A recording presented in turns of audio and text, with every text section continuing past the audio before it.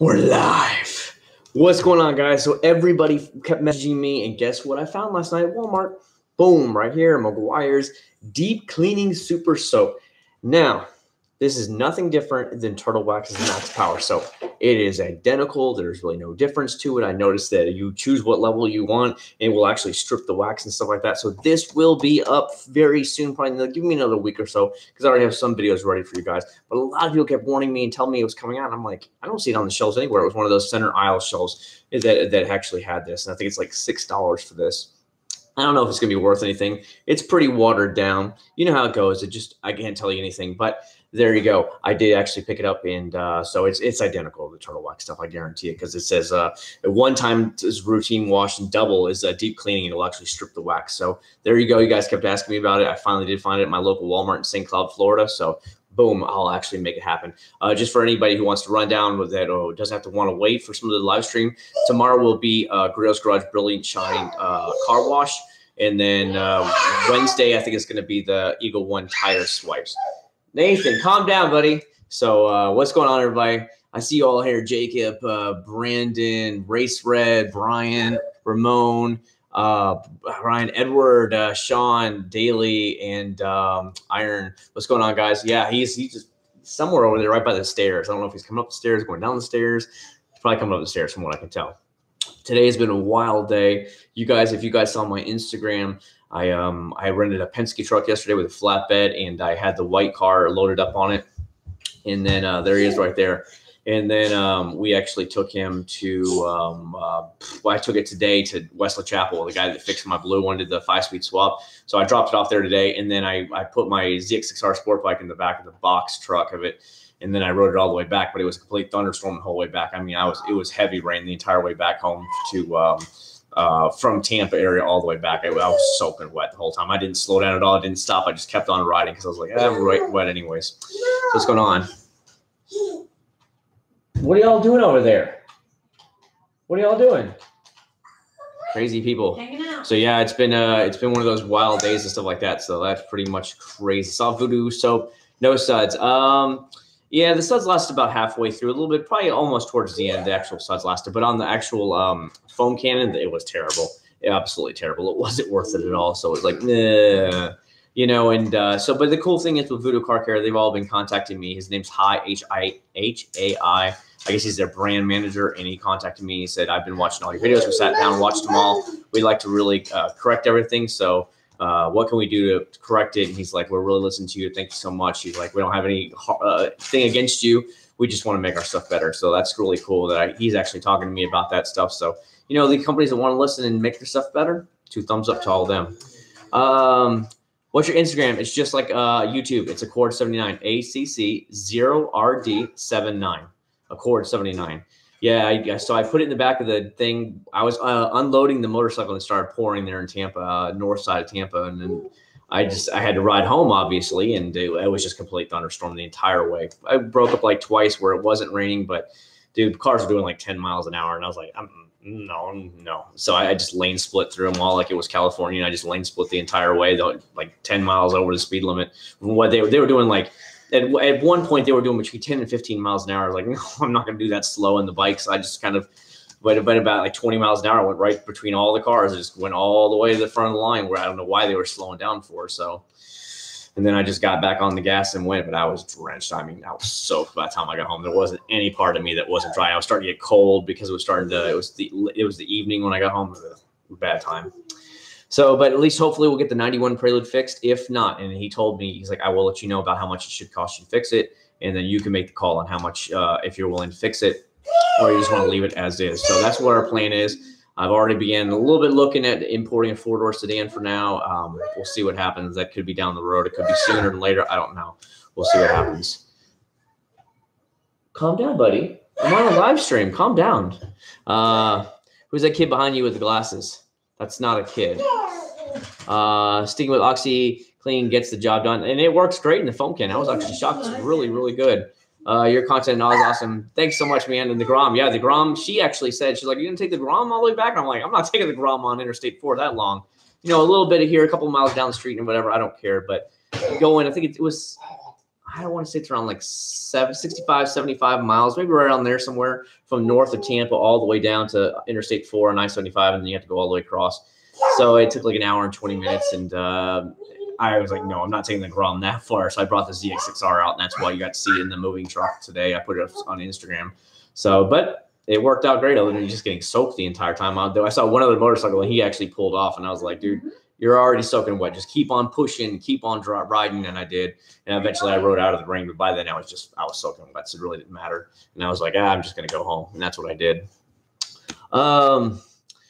That's his girlfriend. No, my girlfriend would be cooler than that.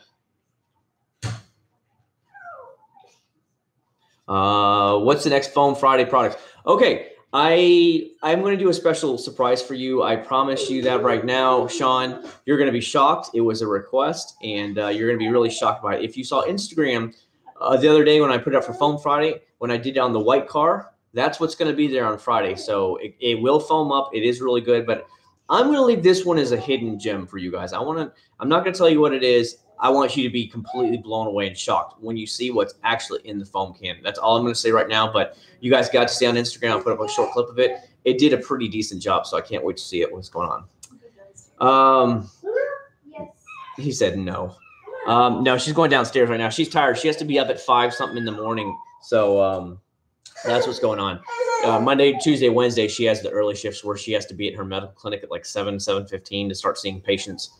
So she has to be up at like 5 in order to get on the road and get to Orlando and be there on time. She's always late. So that's what normally happens. So, and then Thursday, Friday, she has a little bit later schedule. So that's what's going on. So she said she's going to go bed early. I'm like, yeah, I'm really tired. Riding a motorcycle that long, usually, especially a sport bike where you're leaning over the whole time, after a while, you start getting tired. And with the rain and stuff, you're more concentrated on stuff. It sucks. If you want to test out new compounds polishes, take the GTR or oh no, hell no. That's no way, Dalton. There's no way I'm going to do that. Try propelled vehicle in boat wash. I've heard a lot of people asking me about that. I'll probably look into it, Lewis. Just give me some time. I had yet another company contact me this week and said they would like to send me some stuff. 360 products. Have you guys heard about 360 products? One of their representatives contacted me this week and asked me if I'd be interested in trying their products. I said, a lot of you guys had asked me about it, but I said, I honestly don't know anything about the company. He said, I just got to clear it with everything, and then we'll send you down some stuff. And I said, okay, sounds good. So that's another product that's going on. I've got like 2 more companies that are going to be sending me some stuff, but I told them to hold off a couple weeks because I really need to finish off what I have so that way I can start taking in new products. So that's where we're at right now. I'm not getting you nervous. I just want you to know, Sean, it's going to blow your mind what I actually used in the foam cannon to make it actually suds up. You're going to be like, what? And that's what I want. I want the shock value that is going to bring in a lot of views, maybe a lot of new subscribers, and have a lot of fun. And it was actually a suggestion from a couple of subscribers. That's all I'm going to say. And would you try this product in there? And I was like, okay. And so I threw it in there and it worked. And I was like, cool, that works. So should be a lot of fun. What else are we saying here? Thoughts on the whole Adams line? Okay, a daily. I'd say Adams is a pretty solid company all around. Maybe a little bit overpriced, but they're a solid company overall. I haven't really had too many issues with their products. Most of them are all solid company. Like we're talking like A products, maybe B+ to A rated products all around. Nothing to say that, oh my God, this product sucks or this product sucks. They were all generally really good. So you shouldn't have any problem with it. Price point, that's something you might have to worry about. But what I always recommend to anybody out there who's watching, and I did to me, as a matter of fact, I just got a box in from Auto Geek this week. I haven't opened it up yet. I know it was in there. I posted up on Facebook what I actually purchased. But what they had is when they have their big sales, when it's like 25% off, or some holidays they'll do 30% off. That's when I spend my money, and that's when I order products from these companies online. So that way I'm essentially getting maybe 1 or 2 products for free. And I think not Adams, geez, Louise, guys got me all messed up. Auto Geek only charged me, I think it was $2.99 flat rate shipping. And I was like, done. So I went ahead and picked it up right away, and I bought it. And I think I bought like 4 or 5 different products. It's still in the box. I haven't even opened it up yet. So I just want to let you guys know. But that's how I personally buy a lot of things online. And I think sometimes that's a great way to do it because that brings those prices of like $12 and $13 down to a Meguiar's prices. And why not try it at that rate? You know what I'm saying? Especially ones companies like Wax Gauze, Limitless Car Care. Those are two of some amazing over-the-counter brands, and they're really good guys to deal with. I mean, they make top-rated stuff. So when they do one of those 25, 30% off ones a daily, that's when I would definitely say that pick them up then. Adams does it too. Just got to wait for those good sales. Like follow them on Instagram, follow them on Facebook, whatever you guys use for social media, and go from there. Wash and Wax $10 bottle. This guy's blowing up. Dude, I came back today. I saw I gained like another 40 subscribers, and the last couple months have been pretty good. Then now this last couple weeks has been a little slow. I get it. I wasn't here. I was on vacation. You guys know that. I went to Bermuda on a cruise, so those kind of things are going to slow down. But I still am gaining at a good clip, so I'm really appreciative about that. As soon as we hit 25,000, I'll do another really big giveaway.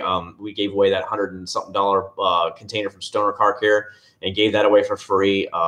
And so I'll do another big giveaway for our 25,000 subscriber ones. If you guys have friends who have interested in this kind of stuff, just send them my way. If they're interested, cool. If they're not, I understand. I'm not one of these guys that are going to beg for it.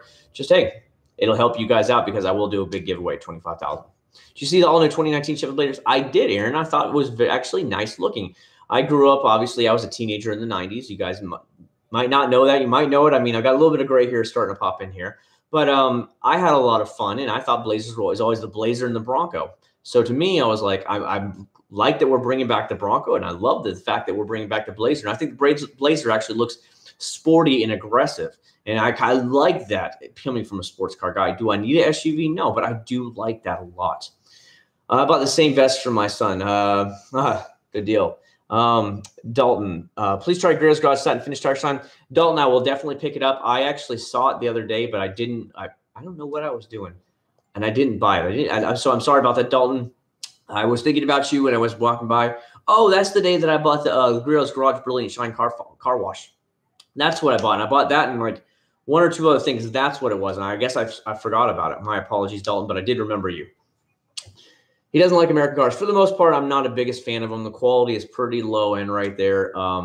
They're just not great vehicles. It's just not me. You know what I mean? Also, I like the sportier looks of the like Japanese cars. That's just me. You know what I mean? What's going on, Mike? I see you up in here. He likes Japanese. Yep, there you go. As a matter of fact, just giving you guys a heads up right now. I've been in contact with Japanese Classics. You guys might know them. They're a big importer in Virginia. And I've been in contact with Pacific Coast Auto that are actually based in Japan. They have a really big YouTube channel where they so what you would do is you would give them the money and they would actually bid on the cars, and then they would do all the paperwork, get it shipped over to America. And then you just got to pick it up at the port, and then you already have the papers. They next day are you the papers. You just then go to the DMV and then register, as in the title is in your name now. So that's basically I've been in contact with, because I'm thinking, the 91 is kind of starting to see its last days here with me. I don't really want to dump tons more money into it,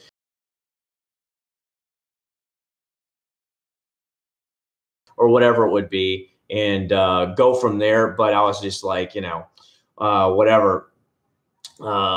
And I just said, forget it.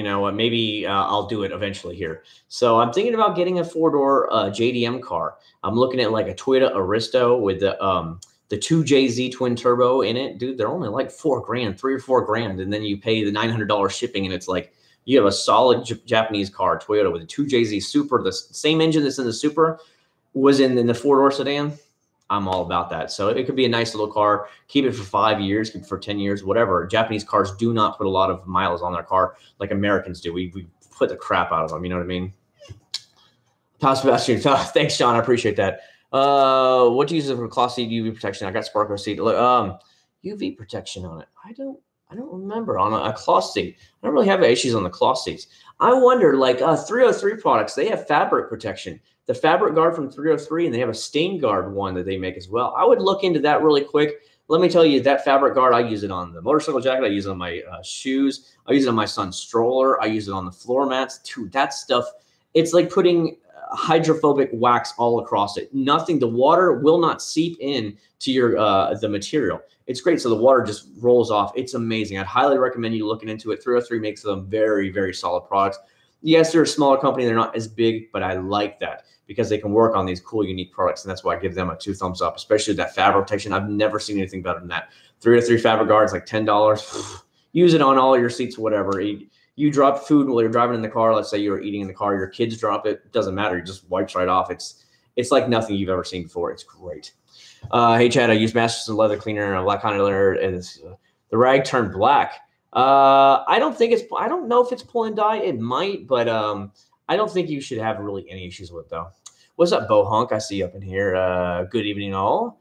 Ox Skinner does a good seat cleaner. What got you into detailing, John?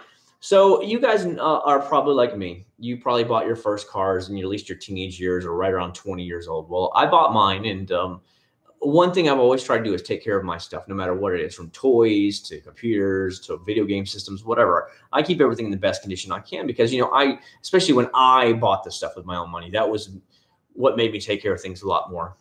So I took pride in my own things, especially buying my first car. I took a lot of pride in it. So I'd wash it at least once a week. Seriously, I'd wash it every single week, at least once, maybe twice when I was in high school. And it got me to the fact that I was, I usually just try the same old products all the time, either Meguiar's, Turtle Wax, stuff like that. Whatever was out in the 90s. And I was so proud of my cars that I always took care of them. And so when I obviously a couple of years ago, I was like, I'm tired of just. So I put out a couple of videos to let you guys get to see what it was. And it seemed like a lot of people were really interested in it. And that's what actually led to actually getting the YouTube channel into the detailing side, because before I just didn't care, I just clean my own cars and just put wax on them, whatever, and be happy. And it was cool. But then I put out a couple of videos. Hey, check out what this looks like after it's been done. And a lot of people were interested in it. So I just ran with it. And that's how it went. There's a rumor that Nissan is turning their Z into an. I don't think so. I don't think so. The Z is still going to be a car. They're saying it's going to come out in 2020, and it's going to have the 400 horsepower twin turbo engine like the Q50 does. The red version. It's going to have that engine in it, so that should be good. How's the new soap? I have not tried it yet. I just bought it late last night, and but I did try Griller's Garage Brilliant Finish car soap. I gave it a solid A. It's not the most. It's not the slickest suds I've ever tried, but the suds stayed till the very end. I actually did on Big Bertha, the minivan. 10 minutes later, it thunderstormed. I was like, you've got to be kidding me. But at least our car was clean for 10 minutes. If you guys got to see it on Instagram, it was a complete thunderstorm, and that's the kind of thing I rode home in today on the motorcycle. It was terrible. It sucks. Everything is out there. I took off my clothes, just threw it in the washing machine immediately. It's great. Puerto Rico is always in the house. It's right here, Juan. It's right here in Kissimmee. You know where it is. Where Greg? He hasn't been uploading videos. Okay, Greg is actually getting ready to open his own store. If you guys don't know, Masterson Car Care is kind of going to be like Chemical Guys now. He's actually opening his very first store ever. It's going to be based in Anaheim, California. So any of you California guys out there, make sure to go by. I think he's opening it up the 15th or the 16th of July. So if you are in Southern California or you are willing to make that drive, you should go over there and say hi to the guy. I'm honestly thinking about taking a flight out there for that weekend and just getting like a hotel room for like 2 nights or whatever. Because he said, oh yeah, we should get you out here. So, and I always told him I'd definitely come out. So he's been buried in all the new stuff, because you have to have the rental space, you have to get it all set up, you have to have everything done and all that stuff. So that's what's going on. All right, Aaron, I understand. Went to a car show and a lot of people were using a detail spray by Wizards. Have you ever heard of? There's a company called something that contacted me, and it was Wizard or Wicked. I don't know. And they want me to try their stuff. So I'll have to contact them and go from there. Yeah, the Voodoo soap in the foam cannon was pretty pathetic. The cool thing about it is, again, as I said, they actually listened to their subscribers. He listened. He's been private messaging me a lot this week. And we talk back and forth, and I show him what things are, and I tell him what I'd like to see and what's good, what needs to be worked on. And he said his whole team sat down and watched my videos and then basically critiqued it, listened to my critique, and then went from there and actually said what they're looking to change in their products, because they are a newer company. So I really do like that a lot, because they actually are listening. Turtle Wax is the same way. For years, Turtle Wax was a lower end brand, and they know that. Turtle Wax knows that. So over the last, I'd say 5 years or so since I've been dealing with them, I feel like every year they take one more step up and one more step up and one more step up. They are getting better every single year. They wanting to correct their brand image name, and they wanting to make better products. And that's what you want to see in the end. And that's all I could ever ask for. You know what I mean? As long as a company listens to you, that's all you want, guys. You know what I mean? I don't expect them to have the best stuff in the world, but just make it better. That's what I'd like to see. You know what I mean?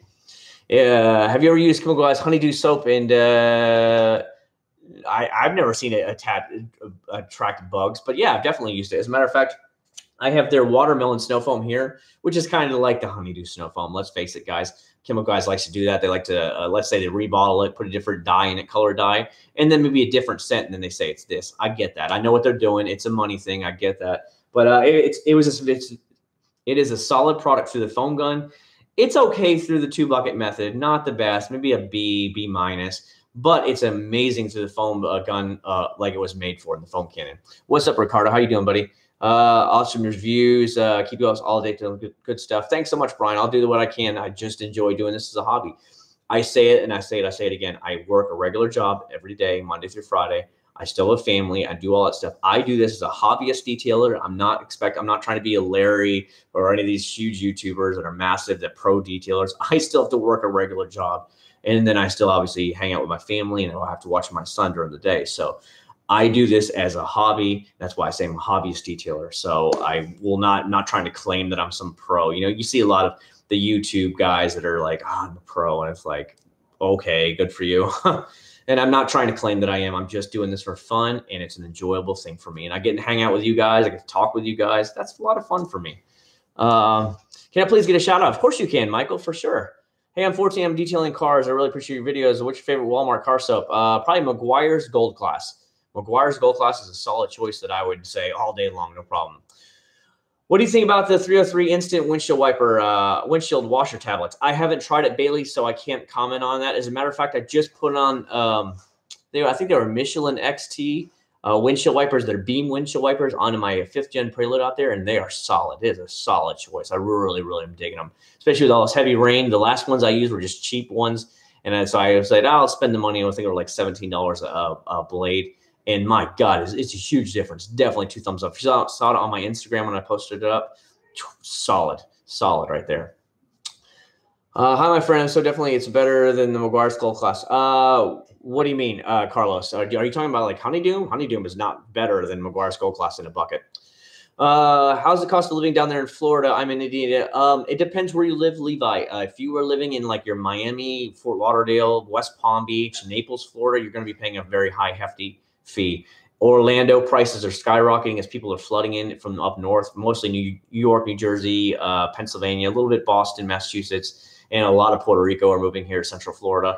So with that being said, there's less homes to purchase, and all the new homes are like scooped up as soon as they're built.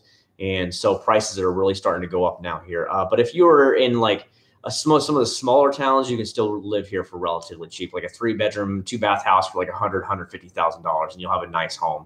So it just depends where you actually are. It's just like anything else. In a big city, it's going to cost you a lot more. Miami is ridiculous. Get ready to throw a shell out for a 3-bedroom, 2-bathroom house in Miami. You're looking at like $300,000 to $400,000 if you're closer to downtown. So a home like this would be well over $1 million in that area of Miami. So it's just what you expect. And we paid $300 and something for it here in Kissimmee a couple of years ago. Now it's worth, I think, like $400,000. So you can see that prices are definitely going up now.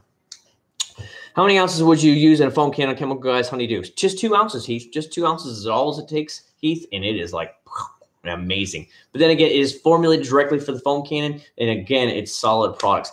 They have some products that are meh, but then they have some products that are really good at what they're doing. And the snow foams are really good at what they're meant for. You know what I mean? How much money does the soap cost? Honeydew Snow Foam, I think, is on Amazon right now for like $7.99 or $9.99. Or Mr. Pink. Mr. Pink is really good in the foam can as well. I think they was on sale at Amazon for $7.99. Oh, by the way, guys, I bought 2 more foam cannons for you. 2 of the most popular foam cannons on Amazon.com. I looked for the reviews. It's a Dushin and a Matte TCC one, and they're both between like $18 and $19 each. I'll be reviewing those, so make sure you check a look at those. I'll be putting those, and then I'll put a head-to-head comparison between those and, of course, the big boy Chemical Guys. So that way you guys can get a good comparison if you want different choices of foam cannons offline. They weren't that expensive. I said, why not? You know, maybe we'll give them away or something like that in the video. We'll see, and you guys can have fun with that. What soap should I use to wash my car? Where can I get it? Michael, if you just want a basic one from Walmart, just go get Meguiar's Gold Class. You're never going to lose with Meguiar's Gold Class. It's a solid option for over-the-counter. What's your opinion on Chemical Guys products? Again, John, some are watered down. Some are, ooh, they're all right. So you just got to find that. Yay! Don't go with the, oh, You don't want that right there. Is this a new one better than the Gold Class? So I haven't tried it yet. I'll be honest with you, I haven't tried it. But he's talking about the new one. What this soap is meant to do is either be just a general cleaning soap, or it's meant to like really get the heavy dirt away, and it will strip your wax. It says on the back, this will strip your wax if you use it at the higher level. It is identical to the Turtle Wax Max Power car soap. It's identical, guys. And at the higher level, with the usage per gallon, it will strip your wax. It says 1 ounce for regular cleaning per gallon. And if you're willing to strip the wax and really clean it up and prep it for a paint prep, it's 2 ounces per gallon with this. So I'll be testing it out probably this week with just like 1 ounce. I'm not looking to strip my wax. So just giving you a heads up, I haven't tried it. But you can kind of see it's a little bit watery. So it's, you know, I don't expect it to be near as good as Meguiar Gold's Class. But it's a decent sized bottle. It's 64 fluid ounces, or for your Europeans, it's 1.89 liters. So it is a solid size.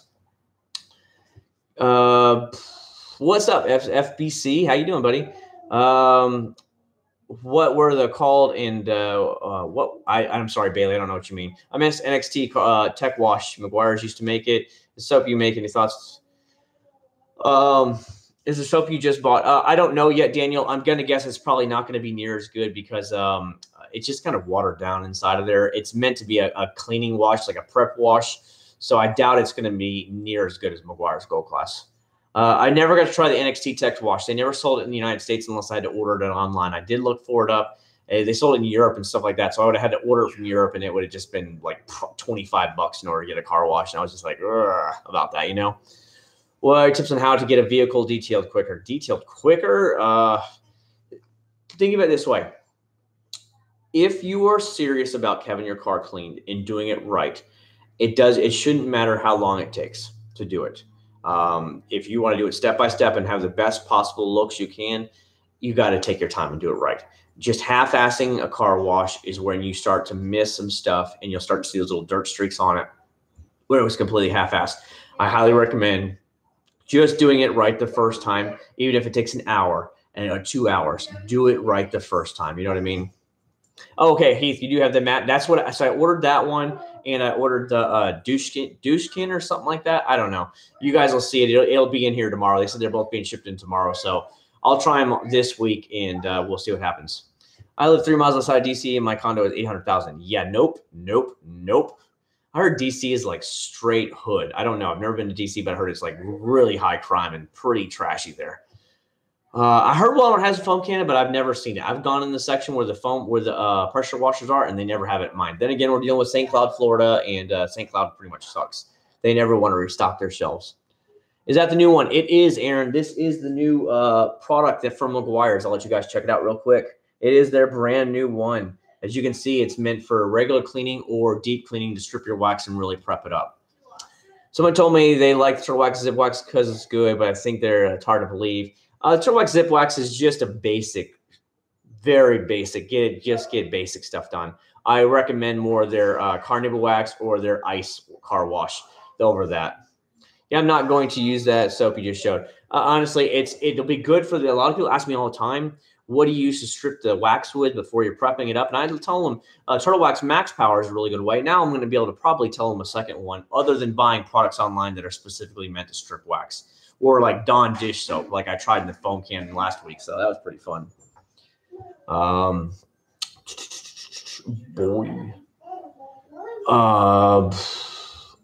Sorry, window wiper blaze. Sorry, I meant there? I think they were called Michelin XT. Nathan, I think they call like Michelin XT. I can't remember. Wasn't supposed to be the voodoo soap. What? Was surprised by it. The NXT soap was sold at Mayor's stores. Yeah, we don't have those. We don't have those stores up here in the South. You know what I mean? On Foam Fridays, you can also include foam guns as well. Right now, I have only 2 foam cannons. Obviously, I just ordered 2 more, so we'll see what happens. New subscriber as of today. Good stuff. Love the videos. Thanks so much, Jonathan. I really do appreciate you swinging by. Love the videos. Thanks so much, Overland. I really do appreciate it. I live near DC. Okay, another DC person. You guys can hang out with each other. You saw Zymel, you mean Zymel Car Wash with the blue bottle? Very good. Yeah, Zymel Car Wash is amazing. It is amazing. It's harder to find, but when you get it, dude, it's great. What's up, Sherlock? Best swirl scratch remover product. You're probably going to want, Joel, you're probably going to want like a good polish, like a Meguiar's Ultimate polish. If it's just swirls and stuff, a polish will do it. If the scratches are really bad and the swirls are really bad, you probably want to go to a compound from there. But that's where you begin to, you sometimes want to buy both. That way you can test the polish first, because the polish is a lot lighter cutting. And then if that didn't get rid of them, then you want to step up to a compound, and that's where you'd want to go to. What does VSX video go? Everything got held up there, Aaron. If you didn't know, everything got held up, so it's going to be a little bit behind, buddy. I'll try and get it out soon.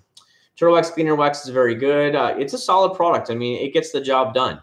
You know, it gets out light swirls and light scratches, but it also applies a layer of protection to your car, which is good. You got to be soaping your knobs too much to get excited. Car polish. I always do, man. You always got to get excited. I've been told the Purple Power Vehicle boat wash is a good thing for stripping waxes. Yeah, I don't want to strip my wax on my car right now. That would be a bad thing. What are your thoughts on Chemical Guy's Dirt Trap? I don't think it's really any difference, honestly. As a matter of fact, they actually sell the original dirt, their grit guards as well. So a grit guard is a grit guard. I use them in both of my things. You see them. As a matter of fact, when I washed my wife's minivan yesterday, it took me an hour and a half to do it, not including the wheels.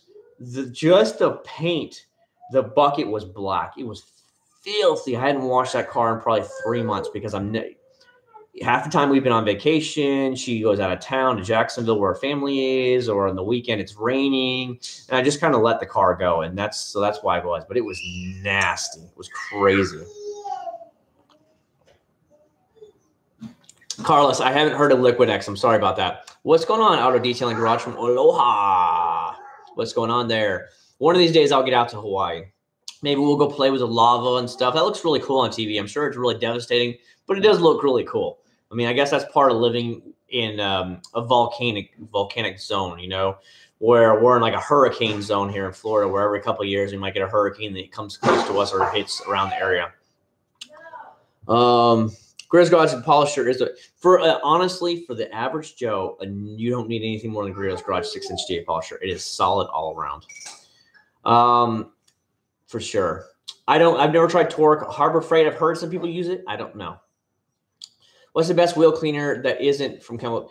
Honestly, Jonathan, just go try the new Meguiar's Ultimate. That stuff is solid product, man. I just used it yesterday. Very, very solid product. You can get it at Walmart.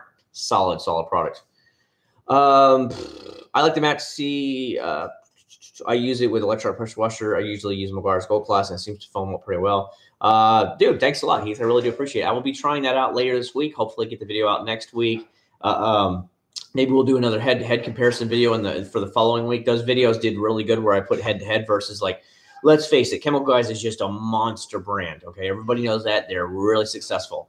So you put anything in against them, you know, they get a lot of hits, they get a lot of views, a lot of comments on them. They really do good. So, you know, a lot of people ask for these things, and that's why I do it, put them head-to-head. A lot of people are like, I want to see more head-to-head products. So that's what my game plan is. Of course, I do try the product individually, and then I'll put them head-to-head against whatever thing I think is a lot of fun to put them up against.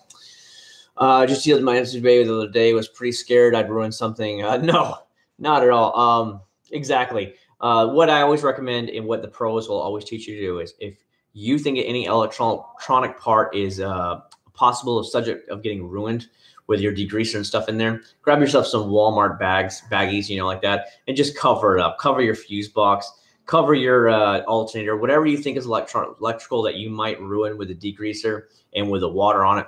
But remember, the fuse box is usually sealed right now on them, and your alternator stuff usually can handle it. Because basically, if you look down through your engine, you can see the ground, so it's expected to have water thrown up on it. So but if you are worried, just get those cheap Walmart plastic bags. Just put it around those electrical areas and then go to town. Have a good time. You will not ruin the engine. The engine that's exposed to the weather from underneath the car, you will be fine. What products do you recommend to clean the interior fabric like seats? Let's see. What have I tried? You know, I tell you some of the best ones I've had was Turtle Wax. It's like all-in-one or something like that. I don't know. It comes with like a yellow cap on it. It's really good. It has little bristles on it. I had a really good luck with that. I've had good luck with Meguiar's as well. Either one of those two, if you can get them at Walmart, you're going to have a good time with. Let's put it that way. Just get yourself two towels or two microfiber towels. Make one damp and the other one dry. So once you use the product, use your damp one to kind of pull up all that nasty dirt that you've just agitated up and pulled out. And then when you come back after you've done pulling out the dirt, then just come back with a dry microfiber towel and just buff it off and get rid of any little bit of excess that might be on there. And you'll be just fine. That's all it really takes. Nothing special, nothing out of this world. You're going to be able to clean your stuff real good. Showing detail guy. Everybody's talking to each other. It's an inside thing, I guess. Cool guys like that. It's Zymel one. It's Zymel with a Z. Javi, what's up going on? How you doing, man? Do you watch Autofanatic channel? No, I don't watch. The channels I'm watching are going to be like your Car Throttle, Cars.com, Edmunds.com, Motor Trend, Auto Guide. I like a lot of those kind of things. I like some video game channels. Once in a while, I watch it. I think I have like 1 or 2 travel channels, but for the most part, I don't have as much time as I used to because I still work in the shipping company. I still have to take care of my son. And then, of course, I make videos for you guys on the side as extra as for a fun hobby. So that takes up a lot of my time. So I don't get a lot of chance to watch a lot of other stuff. And I generally don't watch other YouTubers. Now, I'm like subscribed to Masterson's or Grio's Garage channels, YouTube channels, stuff like that. But for the most part, I don't really subscribe to a lot of other things. Try to optimize. I have not, buddy. I have not. Alex, what's going on? I see you up in here. What do you recommend for getting bugs off the front? I'll tell you what, Hobby. Turtle Wax makes a very good one. But if you really want to try a cool brand, a smaller company, it's called Gator Detail. Gator, like the Gators. Gator Detail. They're out of Louisiana. They have a bug off stuff. Oh, my God. Buy a bottle. It is amazing. It was sent to me by one of my subscribers. I tried it. Blown away because love bugs are so bad here in the South. That, you know, you go down the turnpike or like the interstate, for an hour, you'll have 100 love bugs dead all over the front of your car. And those dead love bugs will eat away your paint. So Gator being in the South, they knew what you needed. And I'm telling you, that Gator bug off, it's solid. I used it yesterday in my wife's minivan because it had a lot of bug junk on it. You just let it sit there for 30 to 60 seconds, and then you just kind of like rub it and just falls off. And you're like, oh.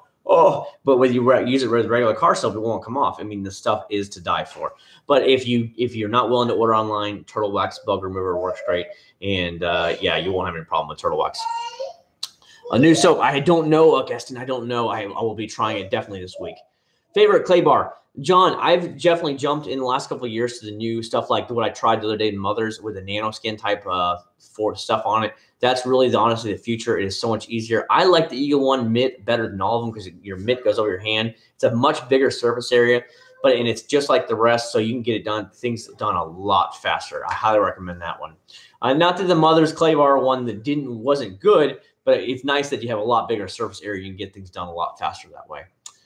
Do you like the new Honda Insight Hybrid? The Insight I like. It's the clarity that's the dumb one, right? That has like the wheel covers. The clarity is ugly as hell, but the Insight really does look pretty good. I heard it's built somewhat on the Civic platform, but it does look a lot better. The taillights look a lot better than they do on the Honda Accord. The Honda Accord new taillights are kind of strange looking. And honestly, 55 miles a gallon, it's like, oh my God.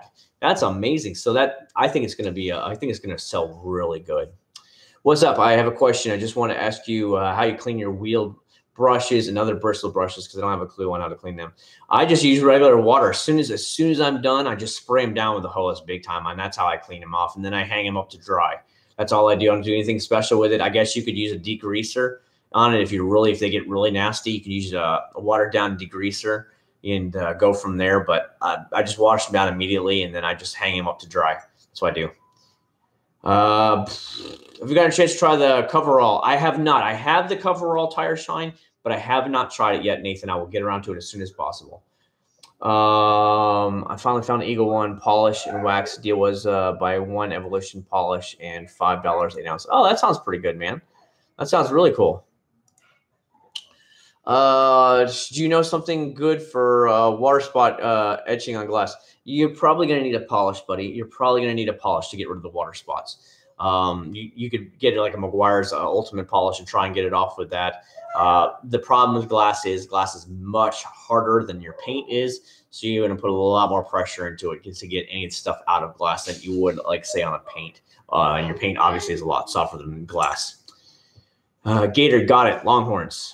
Just give you guys a heads up. I'm trying that Gator Detail. They've contacted me and they want me to try their stuff, and I tell them I'd definitely be interested because I was so blown away by their bug off spray that I definitely recommend it. It's called Gator Bug Off. Yeah, get from Gator Detail. They're based out of I think it's Shreveport, Louisiana. Really, he's a really nice guy. Contacted me once he saw the video, and he was super excited that I'm the one who tried it. So I'm like, dude, one of your subscribers from Louisiana sent it to me. So that's what it was. Have you ever cleaned your windshield with glass cleaner and steel wool? No. Chad, I bought a nanoskin from Grillos at Amazon a few days. I've not used it yet. I like the ease of it. Yeah, for sure, Alex. I did see it when I was at AutoZone the other day. They had it. It was right next to the Mother's one. About the same price. They're all the same generally. I'm not going to lie. They're all identical. They all feel the same. They all do the same thing. And the good thing is you drop it on the ground. You just go wash it off in the sink or with a hose. Unlike with a clay bar, it's like, crap. If you can't get it out, there goes that clay bar. You got to throw it away. It is the future. I like it a lot more. Hello from Delaware. You got me loving the Grillos Garage Car Wash. Grillos Car Wash. Yeah, for sure. I actually just tried it out the other day. The Grillos one works really good. Good to have you here, Street. Hi, Chad. Long time no see. For sure, Lucky. It's been a little while, hasn't it? Ready to move to Arkansas this week? Let's do tomorrow. You know, I've never even been to Arkansas, but we can go to Arkansas tomorrow. Corvette, best chrome wheel cleaner. Oh, for sure. There's a couple good ones right now.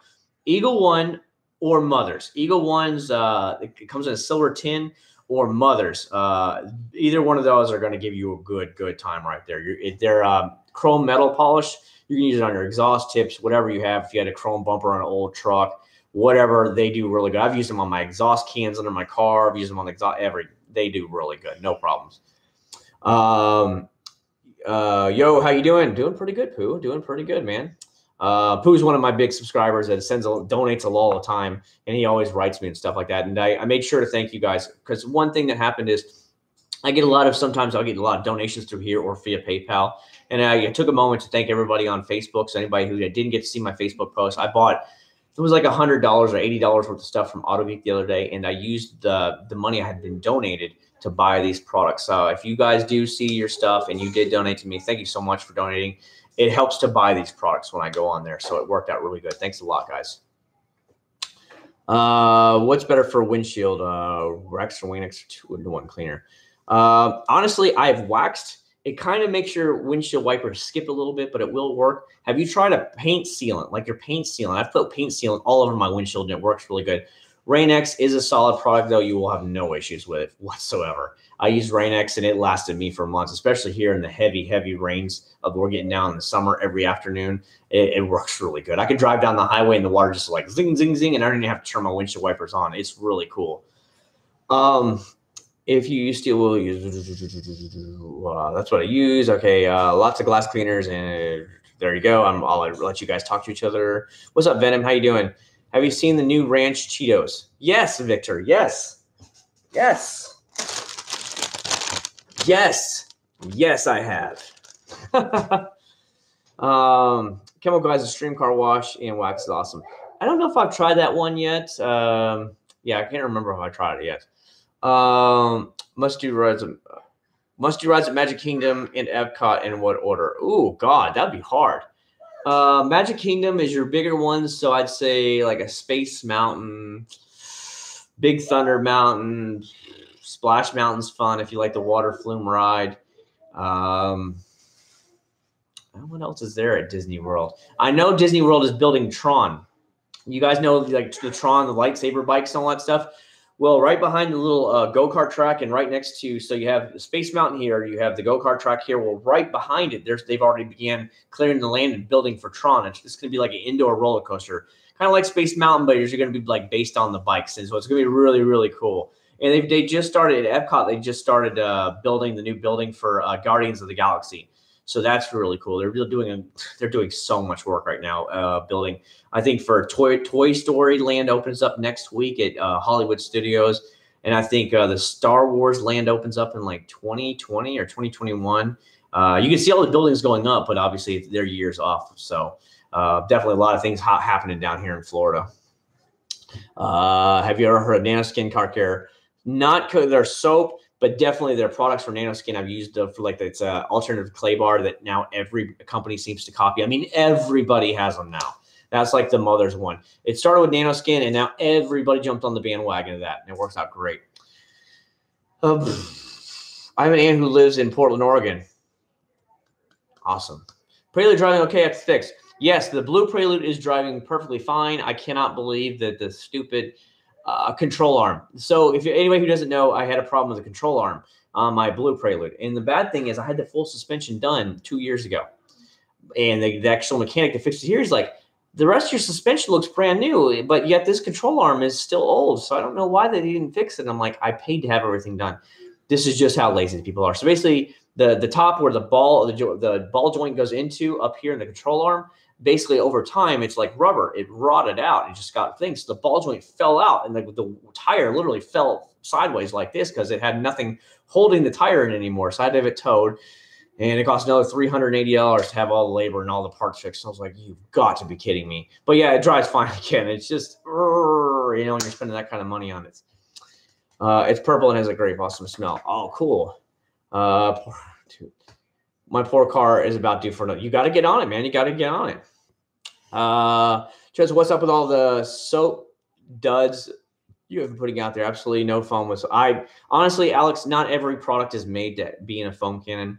Obviously, you have your products like your Honeydew Snow Foam that's meant to be 100% used in it.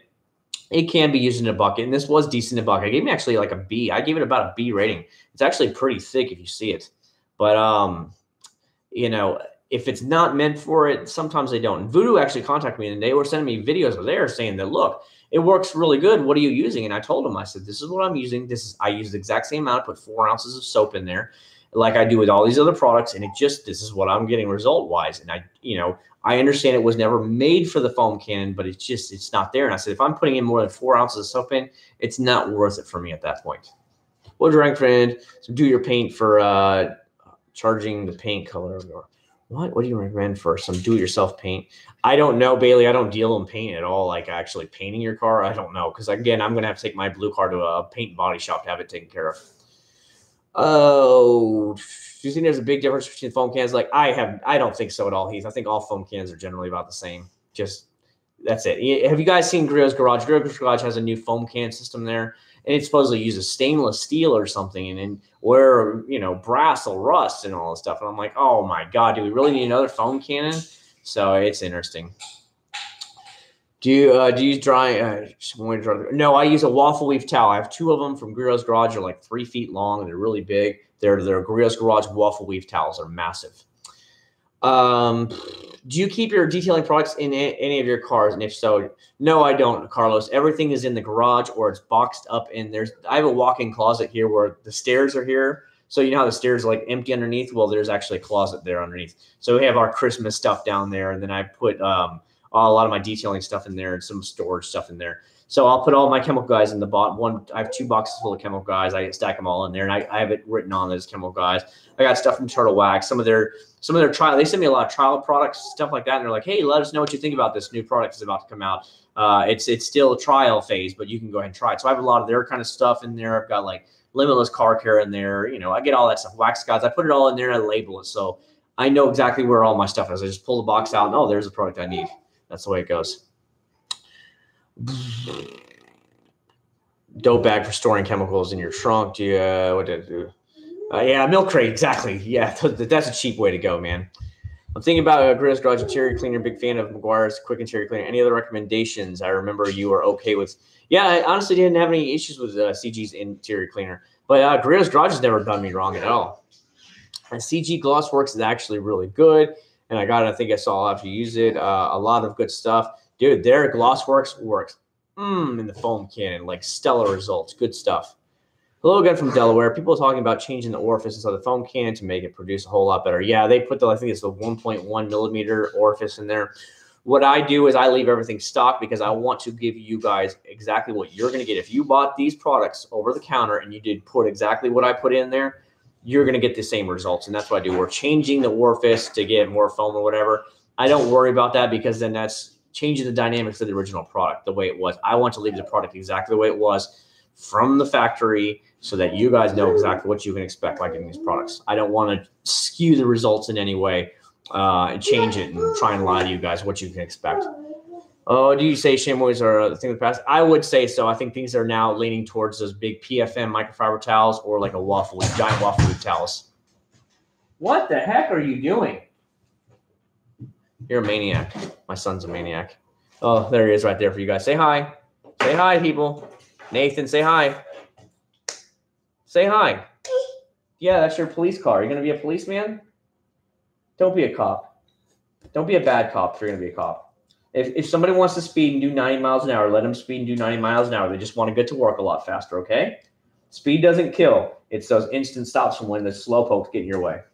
Good deal. Love the phone fight videos. Thanks so much, Ernesto. I like honestly bringing it out. It's really easy to bring out the phone cannon and go from there. What, you want the car? Here you go. Here's the car. Can you do a video using the car wash to clean wheels? Pooh, I actually just I could do that for you, Pooh. I'll try and remember it for you next time. Don't give me yes. And we'll go from there. But yeah, I can do that for you, man. Hey, Chad, what's up, buddy? How you doing? Good, Matthew, real good. Do you film this in your basement? No, I'm upstairs, Brandon. We don't have basements in Florida. We hit a water table. If you dig too deep in Florida, you actually start getting groundwater.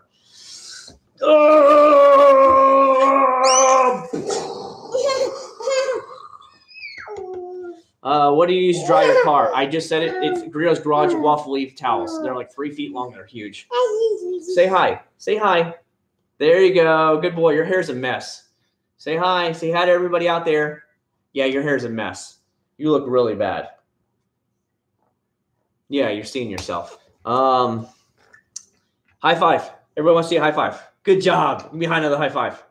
Good job. Good job. Would you include a foam gun in your phone Fridays? What do you mean, would I include a foam gun? I don't understand what you mean by that. What do you use to dry your car? Yeah. Hi, Nathan. I just logged in. Can you show the new Meguiar's product? Sure. Walter, hold on, buddy. I've got a product right here on my lap. Check it out. So basically, it's like the Turtle Wax Max Power. It'll strip your wax and all that stuff, or just do regular cleaning. Or if you go to the higher level, it will strip your wax. But this is at Walmart right now for like $6 and change. What are you doing? What are you doing? Wow. Nathan, people are saying hi to you. Say hi back. Say hi. Say hi. There you go. What's going on, Alex? I see you up in here too. What's the worst wash and wax? Probably Black Magic. Black Magic is probably some of the worst I've used. Honestly, I wasn't impressed with the Wax Gods car wash soap, but they spray wax interior is amazing.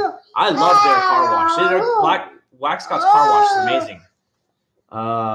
It's the baby. Shh. Stop. Stop before I send you downstairs. All right, here. This is how you do it. You have to come behind him and go. Tell Alex you want to be in the special forces. You got to come up behind him and get him like this. Gone. What's status on the white Prelude? I just dropped the white Prelude off in Wesley Chapel, which is a suburb of Tampa today. The blue one is working, driving just fine again. Next step for that one will be to have it taken to a paint and body shop. Hello. Did you watch the World Cup? No, I don't. I have a friend who thinks Turtle Wax spray wax. What do you think of it? Oh, the ice spray wax from Turtle Wax is amazing. Only the ice one is the best for sure. I have a friend who's glad I joined the car. You joined the car guy meeting. What are your thoughts on Nathan's on Meguiar's products? Here, he actually has it. Look, he picked it up. Show everybody. Show everybody. Yeah, there you go. There you go. Thank you. There. Good job. Your opinion matters for sure. In your 405, you only try the products in a foam can. Can you also try them in guns? Possibly. The one thing I found about here, I actually have the Chemical Guys foam gun next to me. Let me get it real quick. So it's right here. This is a Chemical Guys foam gun. It's just like every other foam gun out there. I'll get it. These usually do pretty good no matter what. Everything I've tried and worked really good. The only problem is they use a crap ton of soap. Okay, where a foam gun might only use like 2 to 4 ounces, this thing is going to suck up like 6 to 8 ounces.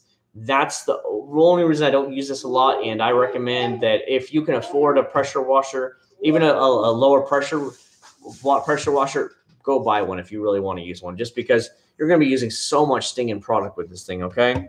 And I want you guys to save your money, because in the end, it's all about saving money and not going over the top. They're fun to use, but the foam can is a lot more fun to use, put it that way. What do you like to use as a quick deal between Wash, Steve, and there's so many good ones out there. I'm not gonna lie to you. I love Masterson's quick detailer. Meguiar's ultimate detailer is good. Limitless car detailer is great because their quick detailer actually has a carnauba in it as well. Wax God's detailer is good. I ran out of theirs. Who else do I use? Turtle Wax's ice one is good. Meguiar's Mothers that I just used the other day in the video. Their gold class one.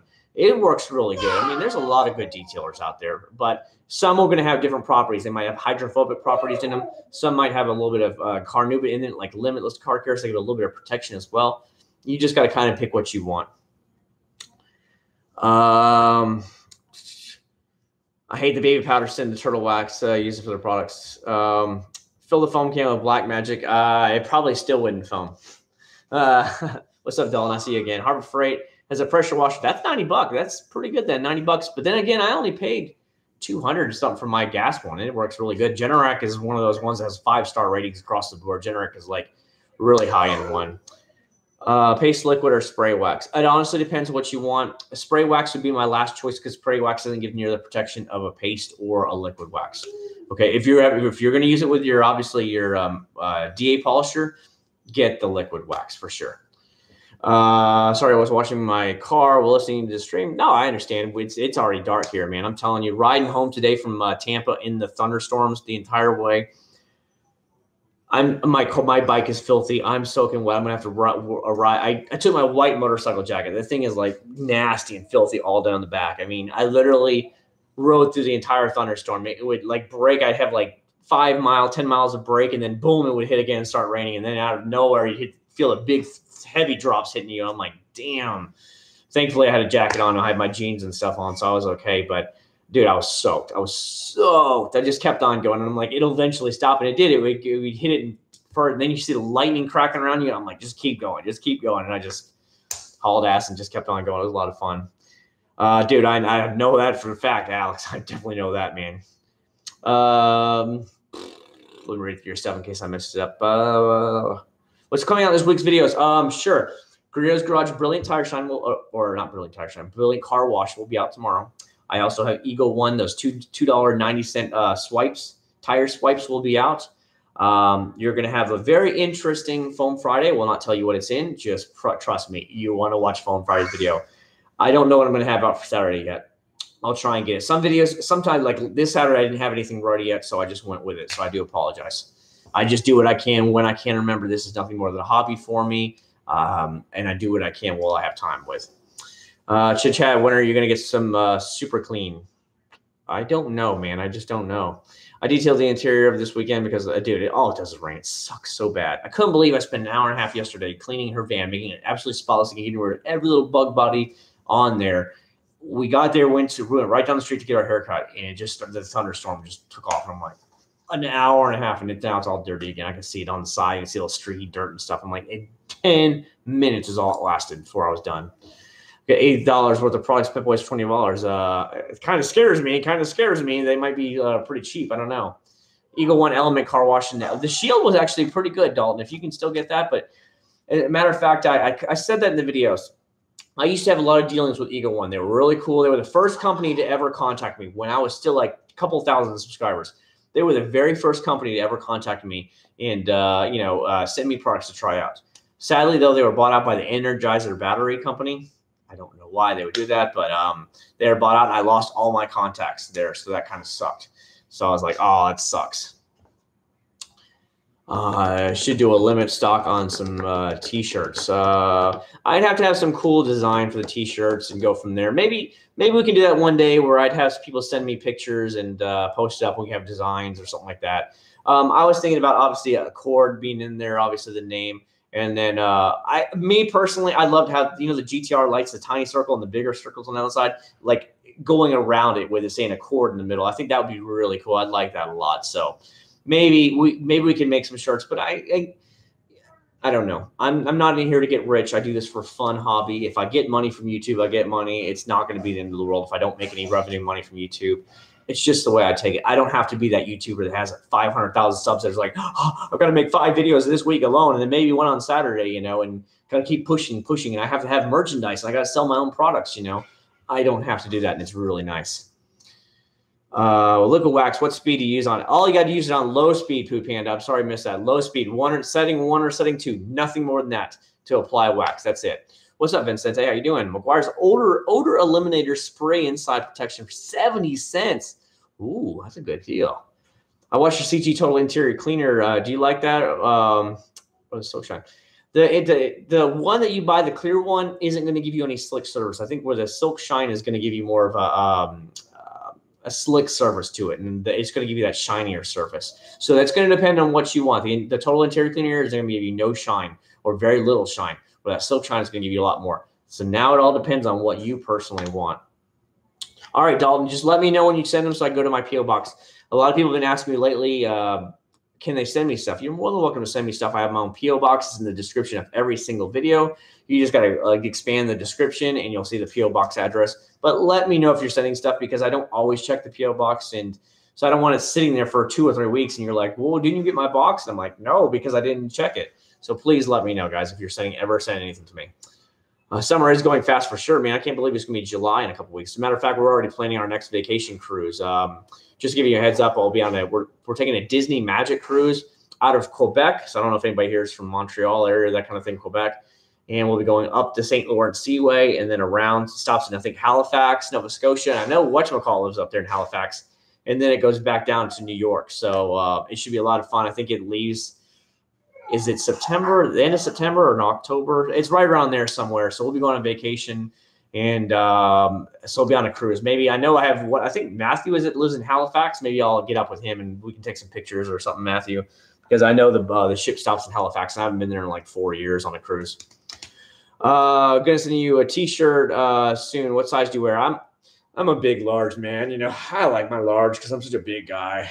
Yeah, I always wear large because it's so much more loose on me. I've never liked the tight fitting stuff. I'm not that guy. I just like them where I can just like easily slide it on. I got room to move. So that's the way it is. What's going on, Chandra? What's the new soap showing the thumbnail? Oh, sure, buddy. Sure. Let me see. Oh, here it is. So this is brand new from Meguiar's, Chandra. It's at Walmart. It's like $6 and change. What this soap does is there's two different levels. It's kind of like the Turtle Wax Max Power. So the one level, basic level, it'll just clean your car. But if you really want to strip wax or do anything like that, you use it on use the double the power strength, and then it'll actually strip your wax and whatever. So this is brand new from Meguiar's. It just hit the shelves at Walmart down the street from me. It's like $6 and change for it. I don't think it's going to replace their Gold Class or their Ultimate Lip Wash and Wax, but it's just a basic car wash with the ability to strip wax if you want to use it at the higher level. I don't know if it's going to be any more because I haven't so far. Like as I leave my neighborhood, you have the little ditches on the side of the road. Last year they were completely filled to the road. This year they haven't. They've been like this full of water at times. So I don't think it's going to be that crazy this year. Yeah, for sure, Dalton. That could be pretty cool. We just have to find a cool design. But that's what I was personally thinking because I would like to have a banner put on the side of the wall in the garage. I think that'd be really cool. Like the whole length side, having one of those like 10 or 15 feet long, having a big banner, a wide thing that would say it on there and stuff like that. That'd be really good.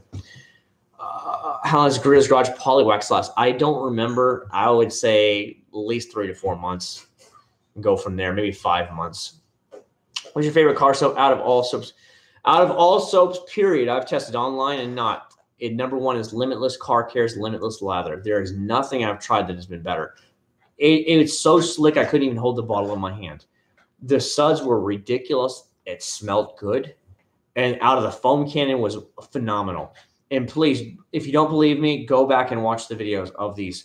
It's called Limitless Car Care, Limitless Lather. There's nothing I've tried that's better than that. I even tried to show the bottle. It slipped out of my hands because when I put my hand in the suds, it was so slick. I was just like, holy crap. And there's nothing I've tried better than that. It's about $9.99 or something like that. But again, if you're going to buy it online, wait till the big holiday sale or whatever when they do 25% off. That's when you buy those products. How's your weekend? Could you do anything special this weekend? I don't think, did I do anything yesterday? I don't remember what I did yesterday. We're just going to go with that. I don't remember anything I did yesterday. I remember picking up the truck, and I remember putting the white car on the flatbed. And then today I towed it over to Wesley Chapel, Florida, which is a suburb north of Tampa. And then I unloaded my sport bike out of the back of the box truck, and then I rode that all the way home in the rain today. That kind of was that was a first. I mean, I've ridden in rain a lot. Okay, I'm in Florida. I'm not scared of the rain. but I've never rode in such torrential downpour for so long. Like I took it on Interstate 4, which goes from Tampa all the way to Daytona through Orlando.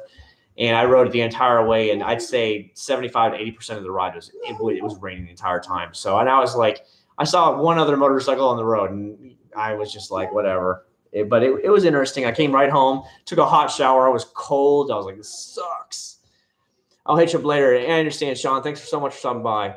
You are the man. Thanks so much, Blaze. I really do appreciate that. Blaze and the Monster Machines. Blaze. Do a smell test.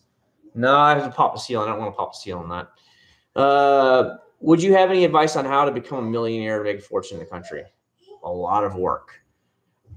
Everybody I know who has been successful in life works their ass off. Nothing in this world comes free. They will work 18 hours a day. How about I knew a driver when I lived in North Florida, still in Pensacola. He came from the Ukraine, okay? Very poor. He came as an immigrant from the Ukraine. By the time he was, I think it was 17 or 18, he started working at the shipping company. He bought his first house to flip when he was 19. I think he put like $10,000 of work into it, flipped it, and sold it for like $110,000, $120,000. So he made profit.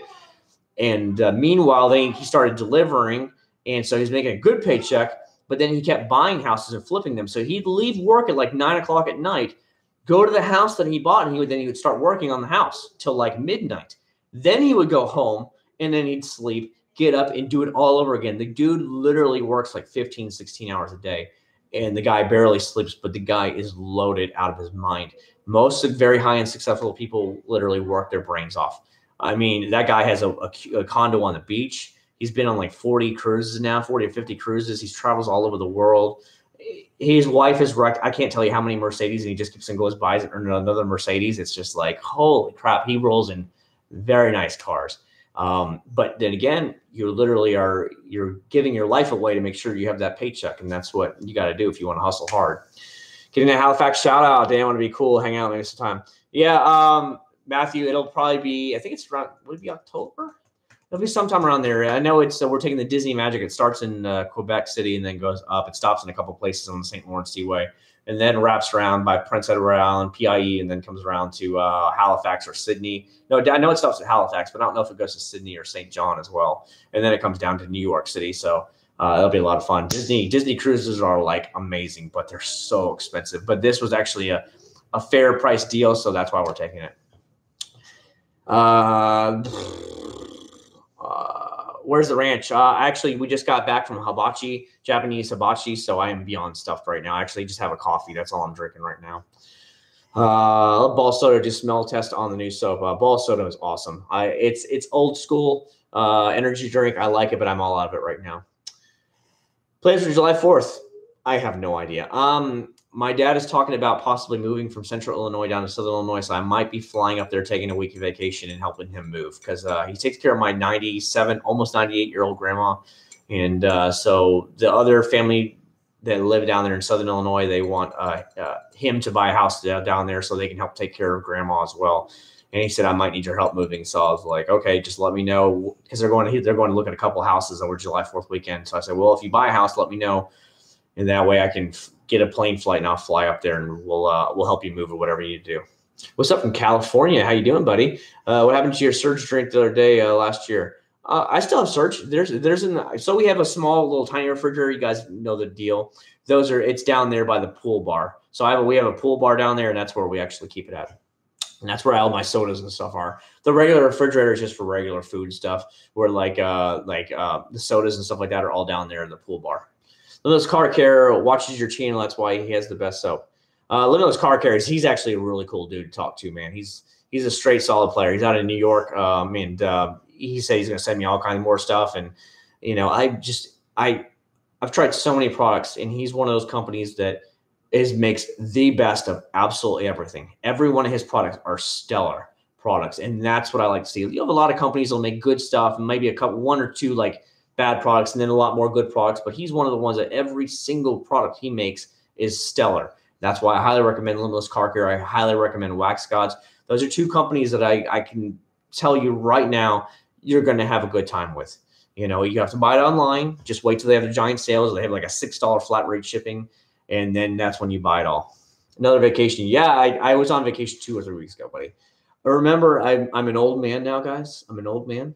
I've been with my company 21 years. I started when I was in high school, and I never quit.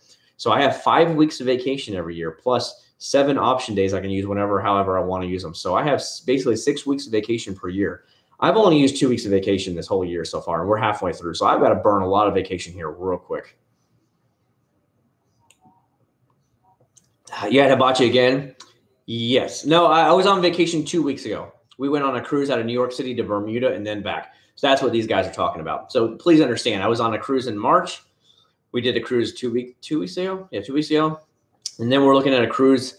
It's right around September, October, right at the end of September, beginning of October sometime. That's when we're looking at another cruise that'll go out of Quebec and then go all the way around St. Louis Seaway around to New York City. Datsun or Nissan? Nissan, because Datsun was, for the most part, before my time. Well, the Datsun was around when I was young, but I didn't really pay attention to that much.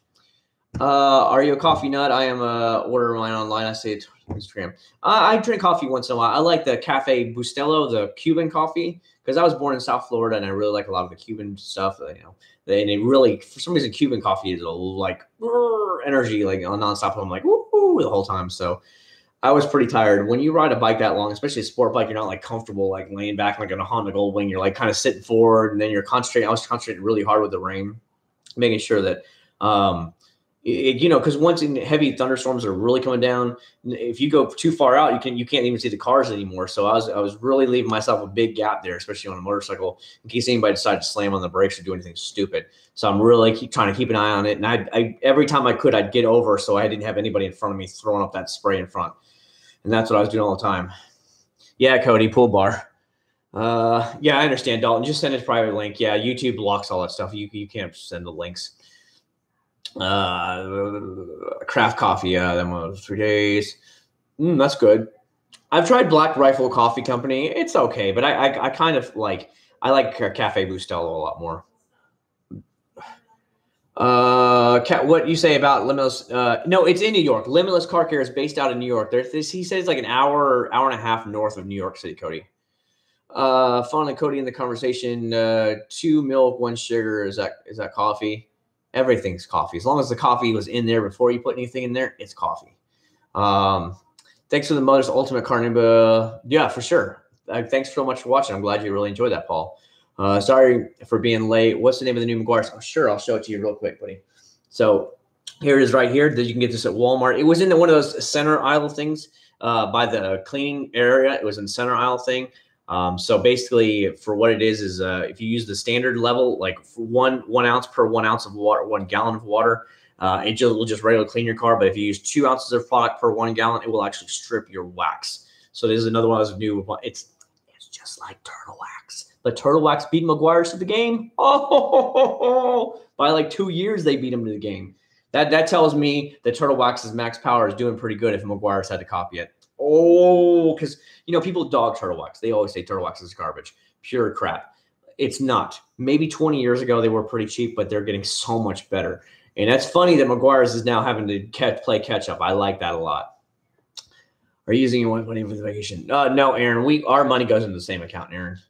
Do you also work? We work for boxes, Paul. We work at boxes. Wings with ranch or blue cheese. That's a toss-up. I like them both, man. I really do like them both. I like ranch a lot, but I also like blue cheese, so that works really good. My girlfriend says hi. Hello, girlfriend. Car cover recommended. What is that? Is it cover? Which is the one that I can't remember what it is? They make some high-end car covers, and they're like $200 or $300. I mean, but they're multiple layers of like super like microfiber underneath it that won't scratch your car's paint or anything like that. If you absolutely have to worry about keeping a car cover, I'd probably spend the money, honestly, versus having to deal with all the swirls and scratches. All-time favorite leather conditioner. Meguiar's Ultimate Leather Conditioner is really good. Masterson's is good. It gives you that like old school leather scent. It's pretty crazy, like cowboy leather scent. What else have I tried that I really, really like? Eagle One had a decent one, but Eagle One's a little bit harder to find. Mother's has a very good one as well. I think any of those are going to really do you right. When you ride your motorcycle, I'd recommend wearing a reflective safety vest, especially in the rain.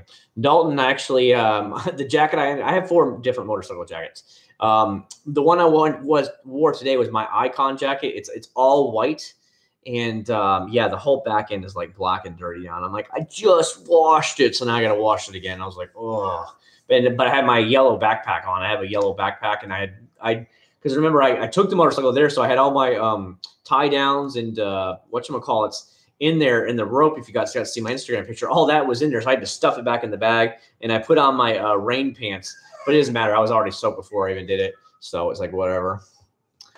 GT 500 will compete with a Demon. I don't know. To me, I'd rather have a Demon all day long. I'm just not the biggest fan of Mustangs. I just don't like American cars. So it would be Camaro first, even though the new Camaro, the new facial design looks awful. Then I would go Challenger, and then I would go Mustang. That's my own personal preference. Don't quote me on it. That's just what I'm saying. Even though I would say GTR all day long. Pull up the ranch. Yeah, the ranch is still here. Here. See? You know it, Cody. You know it. No, Cody, where we're at is, how do I want to say this, Cody? Okay. So we have, it's generally middle class where I live, middle class, and there's some lower middle class areas in mine. And then we have this country club that's right here on the lake. And that's about it. So you have a decently higher end neighborhood, and I'd say an upper middle class neighborhood was where I live in. Not like a millionaire neighborhood. There's those are over there in Orlando. But I'd say this is an upper middle class neighborhood for Kissimmee. And no, so the nearest Walmart is in St. Cloud, so I've got to go that way like 15 minutes away. And it's definitely not a high-end Walmart. The nicer Walmarts are going out that way towards Lake Nona. It's a brand new section of Orlando just south of the airport. And it's like really high-end stuff over there. That's where all the nice stuff's at. They have a neighborhood in there called Lake Nona Golf and Country Club.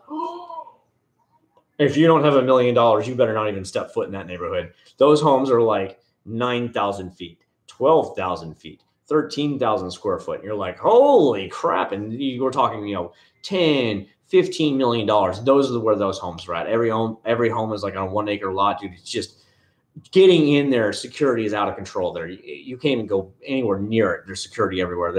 You have a lot of CEOs living there, executives from the area live in there, professional golfers live in there. It's really that kind of neighborhood there.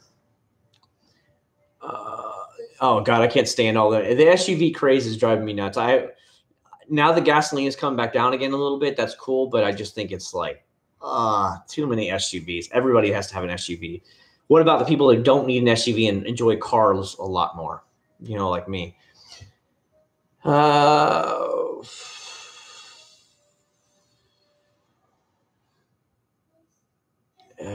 trying to read about veins on it.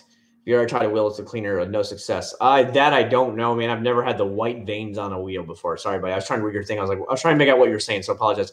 Are you sure Meguiar's doesn't pay you, boy? I'm pretty sure, man, because if they did, I'd be already out of debt. I'd probably already have like a Civic Type R from my 4-door Daddy Mobile. I would just be balling, you know what I mean? Because Meguiar's has really deep pockets. Turtle Wax has deep pockets too, and they don't pay me at all. So we got to figure that one out too. How thick is that new soap? I don't know. It's kind of looks a little bit watery, Matthew. I'll show it to you. So I don't know if you're going to see it. Here, I'll go slow with it. See how fast it is? I mean, there's a little bit of residual there. It's not completely watered down like Black Magic, but it's definitely not on the higher end. I'd say it's more like, if you gave it a grade level, I'd give it like a C. So maybe a C level of thing, maybe even a D. It's not like Black Magic watered down, but it's nothing to write home about. I'll put it that way. The girls like the bikes. Girls like, yeah, I think some girls like bikes for sure. I think they think you're like a bad boy. My wife said it. You're like a bad boy if you ride a motorcycle. You're more willing to live with the danger and stuff like that. I don't know. Who knows? Best carnauba wax for $30. Liquid wax, then best sealant. Best carnauba wax for $30. Oh, probably Mother's Brazilian for $30, because they're like $20 for that Mother's Brazilian. Best sealant. I would definitely say one of Chemical Guy's best ones is the Jet Seal. That Masterson Shield sealant is amazing. Stoner Car Care sealant is amazing as well. Solid product there. Either one of those three would treat you good. I'm reading through everybody's stuff here. Sorry. What do you think about Zymo car wash? Love it. Zymo car wash is awesome. Love it. Ranch Fritos versus Cheetos Ranch. Fritos. Dude, where's the Hood Walmart and Rich Walmart within 3 miles of each other? I don't know. Yeah, I don't know, man. I don't know. Oh, who told you about the soap run? I don't understand. Or fast. What? When the soap run fast, I think they're going to it's just from personal experience. You're talking about, like, so if it's watered down, like watery, like it's sloshing around, usually isn't going to be a better soap. That's only from personal experience, Aaron, because I literally have tried probably like 40 or 50 car washes now. Usually the thicker soaps, it's really, really thick, sloshing around. Usually they're going to be, the lubricity is going to be very high. The suds are going to be going for days. They're never going to wear out. And it's just going to be generally a lot better. So that's from personal experience. So that's why I always tell you guys that. Again, I'm not a pro. I'm not claiming to be a pro. I'm not going to be a YouTube bad boy. I'm a pro. I'm a pro detailer. Look at me. And I'm not that guy. I don't care. I just do this for a hobby. But it's just what I've ran into over the years. Good for Raiders for life. Nice. If anyone wants to buy Surf City Garage on Prep Boys, oh, okay. That's a good info right there, Dalton. Damn, those big homes got to cost in the summer. Last summer, our air conditioning bill was usually about, now, Cody, we have 2 air conditioners plus a pool. So the pool has to run. You know, it goes on cycle every day, the pool thing. It's about $550 electric bill every month during the heavy summer. Now, we put a brand new air conditioning in this January, so I've never noticed the power bill has come down so much, because that was the original air conditioner. Obviously, technology has gotten a lot better. So I've definitely noticed a decrease in our electric bill, which has been nice. Can you describe the Masters leather scent? Think of it like cowboy leather boots. You go into a cowboy Western store and that leather smell, that's what it smells like. Mother's Clay Bar Kit option. Just get the new one I just tried, the Mother Speed Clay 2.0. Just go with that. Don't get clay bars. Clay bars are a thing of the past.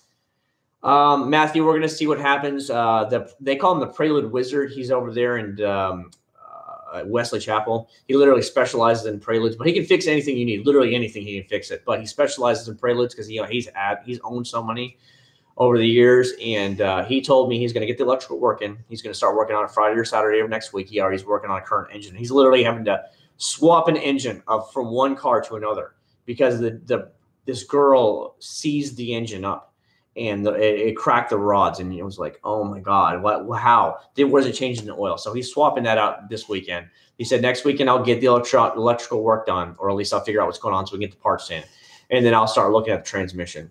He's like, but I will give you a price estimate of what this is all going to cost you, and to see if you want to fix it or not. Because he's like, I'm going to go through it with a fine tooth comb. I'll write up everything that should be fixed or needs to be fixed, and then I'll shoot you a message back. The guy is so thorough. It's ridiculous. You've never seen like him. Literally, every part he would do, he'd send another picture of what it looked like before, what it looked like after it's cleaned up, and now with it installed. I mean, the guy is. I've never seen such dedication to your job before. Solid thumbs up to him. So he was highly recommended, and so I know he knows what he's doing. He owns a 3rd gen Prelude. He owns, I think his is a 1989. He's owned it for, I think, 16 years. He told me, and so he knows what he's talking about. So we'll see. That is a pretty good paint sealant. Yeah, I haven't tried it yet, Alex, so I don't know, buddy. I can't comment on it. Let me see. I'm trying to read through everybody's stuff. How often should I use Chemical Guys Butter Wet Wax? Probably about every 2 to 3 months. It depends on if your car's in the garage all the time, then it's not going to wear out near as fast. But if it's out in the sun all day long, you could probably get 3 months out of it before it'll start fading pretty bad, where you'll need to apply another layer to it. The cool thing about Butter Wet Wax is you don't have to let it set up. As soon as you apply it, you can wipe it right back down again. I like those kind of waxes. In my neighborhood, yes, there's a few. Some are Islanders, though. There's a lot of Islanders here in Central Florida. Lots of Islanders. I'm at like a pretty couldn't be relaxed, like pure. Definitely go with definitely try the Mother's. The Mother's Pure Brazilian one's pretty good. Can you give some tips on how to wash the top of a van or truck? As a matter of fact, Brandon, I have a van, as you guys know. I just washed yesterday. I bring out a step or A-frame ladder, just a typical A-frame 6-foot ladder. That's how I get on top of the minivan with. It's the only way I can get up there. And that's how I clean her van every time. I bring out after I just bring it out, pop it open, climb up to the top, and just wash the hood. Push it forward a little back, keep going the thing, and then I go around the other side, do it. That's exactly how I clean the top of it. Get one of those regular A-frame ladders from Walmart. I think it's I have a Wagner one. I think it was like $60. I've had it since I moved in here. Can you show the new soap? Sure, buddy. This is the brand new soap from Walmart. So it's a deep cleaning super soap. It basically is meant to do a basic car wash, or if you use it at twice the power, it will actually completely strip wax and sealants off your car. So you have to be very careful with this stuff if you're going to use it. Only use it if you're going to be stripping stuff off of you know what I mean? Have you ever used Wesley Tire cleaner thing? I don't think I have. I don't remember. Are you ever going to review microfiber mops on Big Bertha? I don't think so. I have one that I bought from Walmart a couple of years ago, but I don't ever use it, honestly, to tell you the truth. Again, I just pull off the A-frame ladder, and that's how I get on top of the car, because I want it done where I can see it, and I know I'm getting all of it cleaned off. Any plans on buying it too? Yes, Goose Brett. So here's what I'm thinking. I talked to the wife, and you guys know I'm dealing with a Prelude. I'm just like this at this point. I'm like, I'm just pouring money into this damn car. I'm so sick of it. So that's why he's letting me know about the price before he's going to do anything significant to it. And because I told him, I said the transmission slips a little bit. You know, obviously the age. I don't know if it's still on its original transmission. So I said, if you want it, well, if it's not too much on the electrical, then I'm going to go ahead and have the transmission, rebuilt as well, since he clearly knows how to do it. I'm going to leave it automatic so she can drive it, and we'll go from there. But I have already been looking at importing a new car, possibly for over, because I was looking at having a Civic Type R, and I was just like, that's cool. But if I get into one of those and I'm into payments again, and I've been watching, I like one YouTube channel. If you guys always asking what YouTube channels I watch, it's called Pacific Coast Auto. Yeah, Pacific Coast Auto. You guys can look it up right now on YouTube on a separate window. So they're an importer, Japanese importer. The guy's from Canada. He's a really young guy, really cool. He's been doing this for years. He owns his own business over there. And what you do is you set up an account with them. You give them their basic opening pay so that they can set up your account. And then what you do is you go into the auction search tools and you find the car you want. You sell them what's coming up, or they find something for you. Like say, I'm waiting for this exact model of car or color to come up at an auction in Japan. And then what they do is as soon as it comes up, they say, okay, well, how much is your highest bid? And they go and auction and they bid for that car for you. They ship it back to their business. They do video recording for you. And then they what is it called?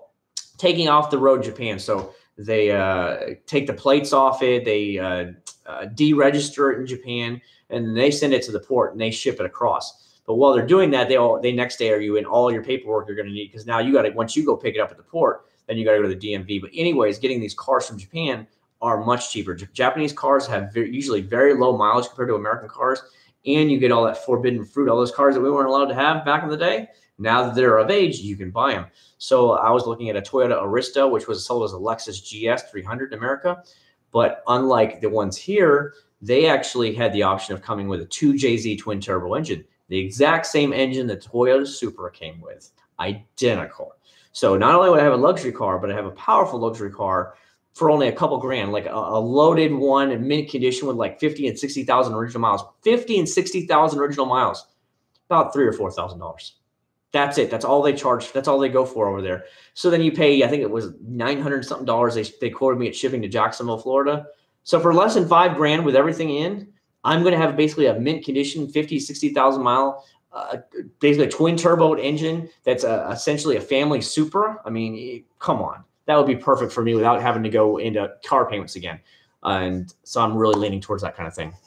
I know, long story, but I think that would be a lot of fun having a right-hand drive car and everything. It would all be legal. It just would be a right-hand drive and obviously another vehicle to detail. It'd be a lot of fun. But I'm thinking more about it because it'll be easier for me with the baby, well, 2-year-old, because now he's at the point where he's growing out of that little car seat thing where he has to be in a regular full car seat, and I have to actually set him in there. So it's like, oh. How do you feel about everything? I don't really care, toxic. Sorry, it doesn't affect me anyway, one way or another. What do you think about new foam cannon? I don't know, buddy. Toxic. I just don't know. I just think it's another way to get money. Why wouldn't you just use a regular foam cannon? I just don't see the point in it, buddy. I don't see the point. The Prelude is getting old, not worth fixing it. The thing is, Aaron, with these older cars from Japan, they're just as old, almost as old as the 91 Prelude. But unlike the Prelude, they're in much younger condition. Because in Japan, they don't have near the mileage to drive like we do in America. So their average car after like 25 years will have like 50 or 60,000 miles on it after because kilometers to miles. And so that's nothing. They consider 100,000 kilometers, which is 60,000 miles, very high. And it's just like, the blue Prelude has 197,000 miles on it. The white one has like 195,000 miles. So, and obviously that much wear and tear on the engine and everything. It's just wear and tear over the years. But Japan, they just don't drive that much. So that would be a great way to have a nice little four-door car, a unique four-door car because you're right-hand drive with a twin turbo super engine in it for a couple grand, $3,000 or $4,000. That'd be a perfect dad car for me. You know what I mean? There's a wash mount for trailer car. Funny how Mothers and Meguiar's C are red in 2018.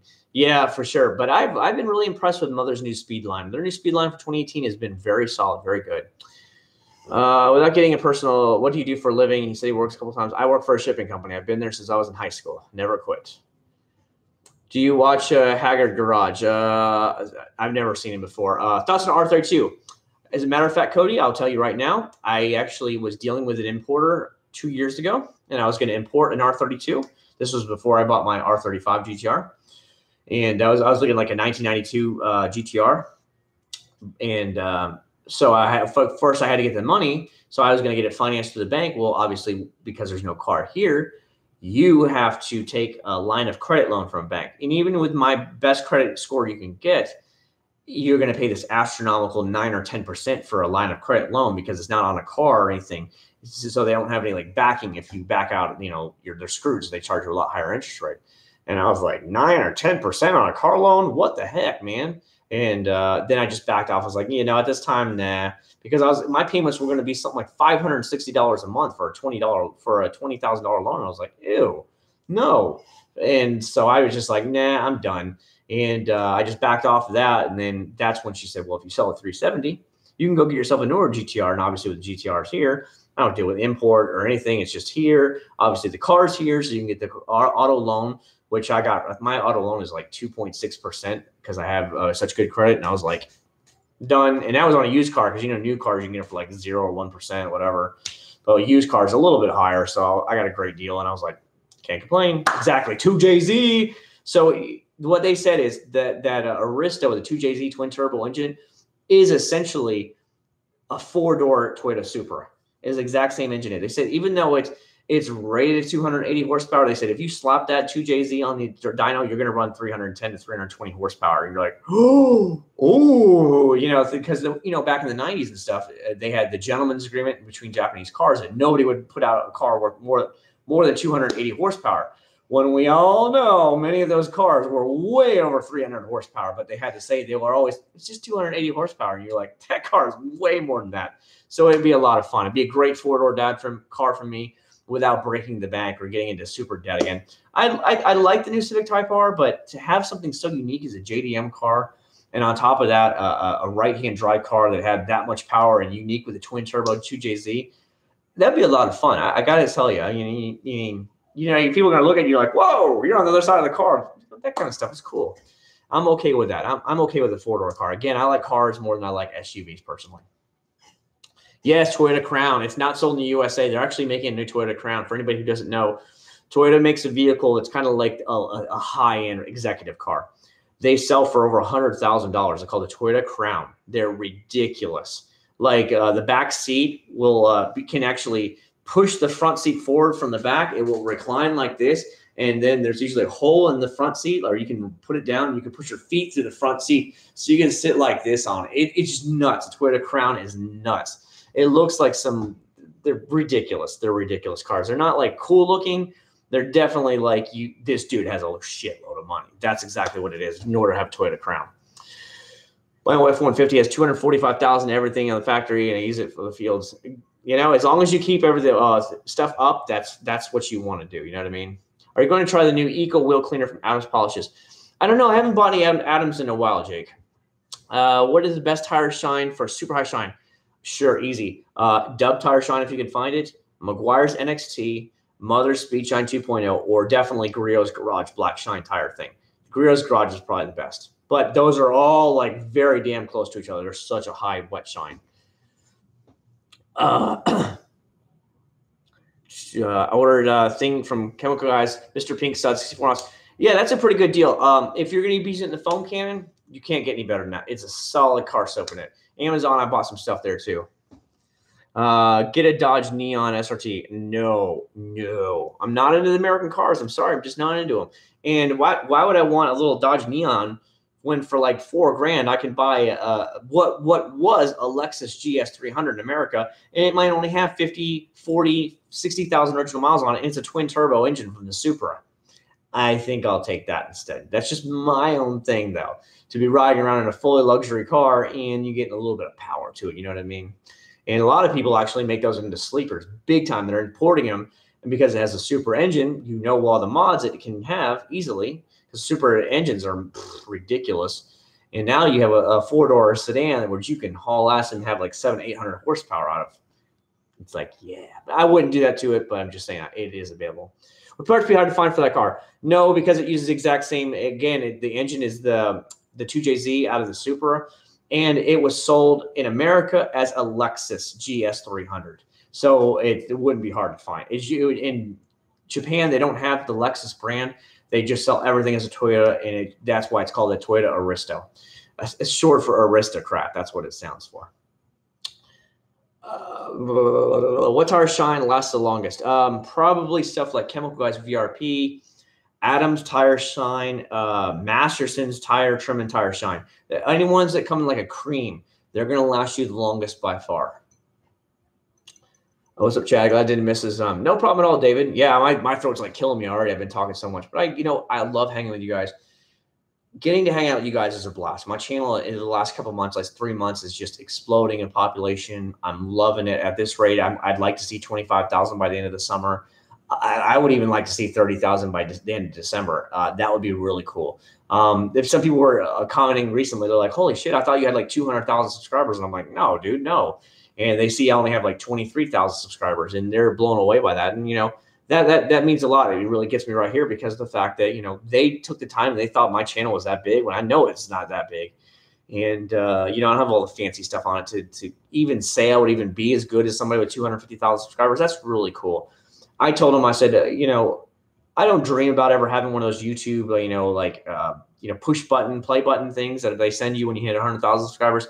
But I think it'd be really cool to hang it up on the wall, and you guys could always see that. It's kind of like a thank you on any live stream, and you could see it. Because, just to say that, over the years, you hit 100,000 subscribers. That's nuts. And they send you that cool silver play button. Be nice.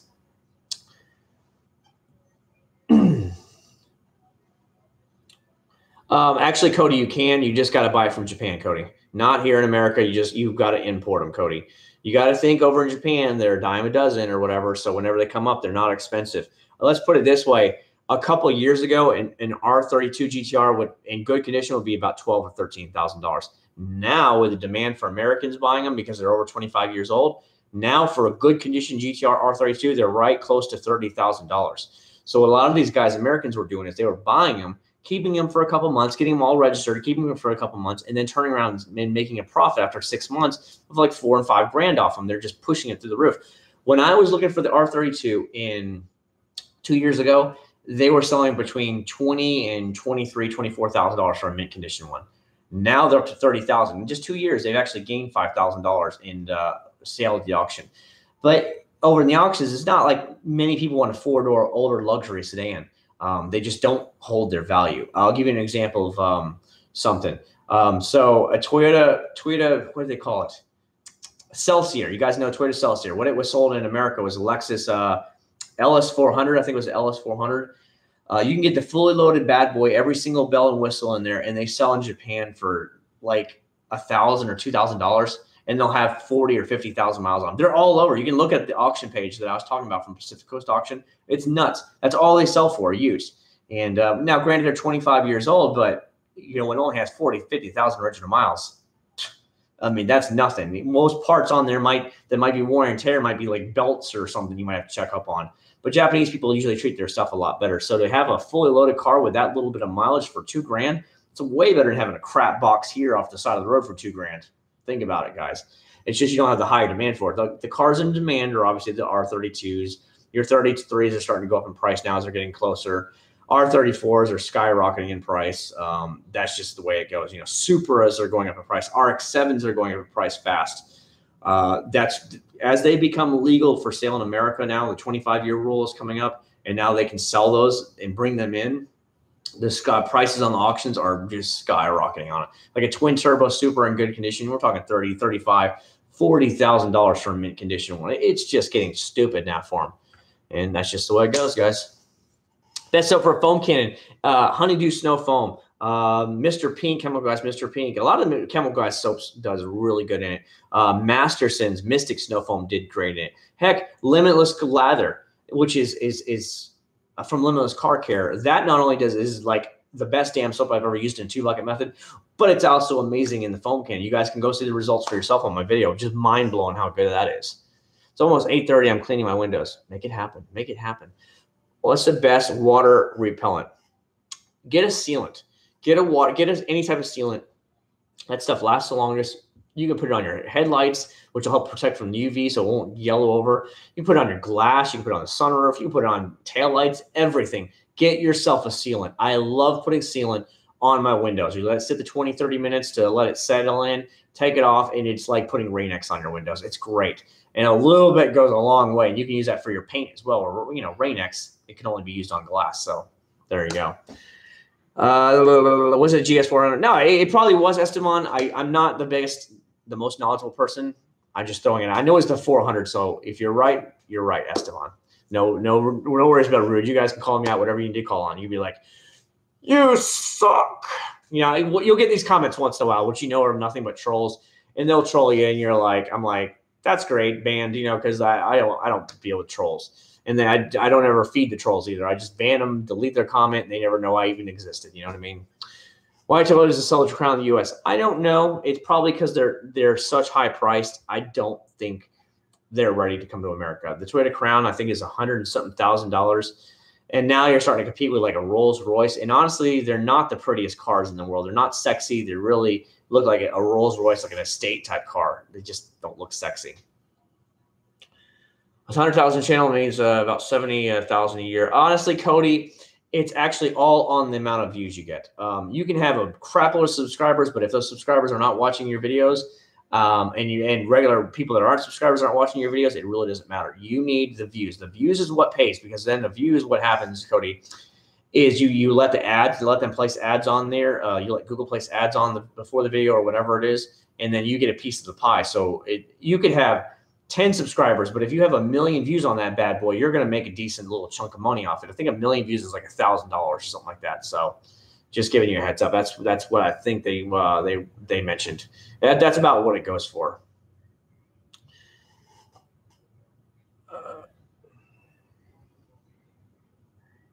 Oh, I wouldn't doubt a Poo Panda. A lot of people try and copy. One thing I remember over the years is I've had a couple of people that used to be subscribers of mine, and then they started their own YouTube channel, and you know, people and actually some of them even talk crap about me. That's the funniest thing. And I'm like, okay. And a year later, they're gone. They just disappeared off the face of the map. Now I don't subscribe to them, but I had subscribers privately write me and tell me what was going on in the comment sections, and then out of nowhere, they just stopped uploading. This is something you can't let get to you. You just got to keep pumping out the videos. You just got to do your own thing and only worry about yourself. You can't run around chasing the other YouTubers or trying to be that YouTuber. You just got to do it for the fun. If you don't like it, it's going to suck. You know what I mean? Would you ever buy an R34? They are very expensive. Brennan, in good condition R34s are now starting to push prices of used R35s. They're skyrocketing in price. Aztec for sure. I take the Xterra any day of the week over an Aztec. Aztec Xterra is not bad looking. It's like a manly man SUV. One of the last manly man SUVs there was. Actually, I think it's the last ladder on frame is the Toyota 4Runner. I think that's the last real like man's man SUV. And that thing is actually worth good value.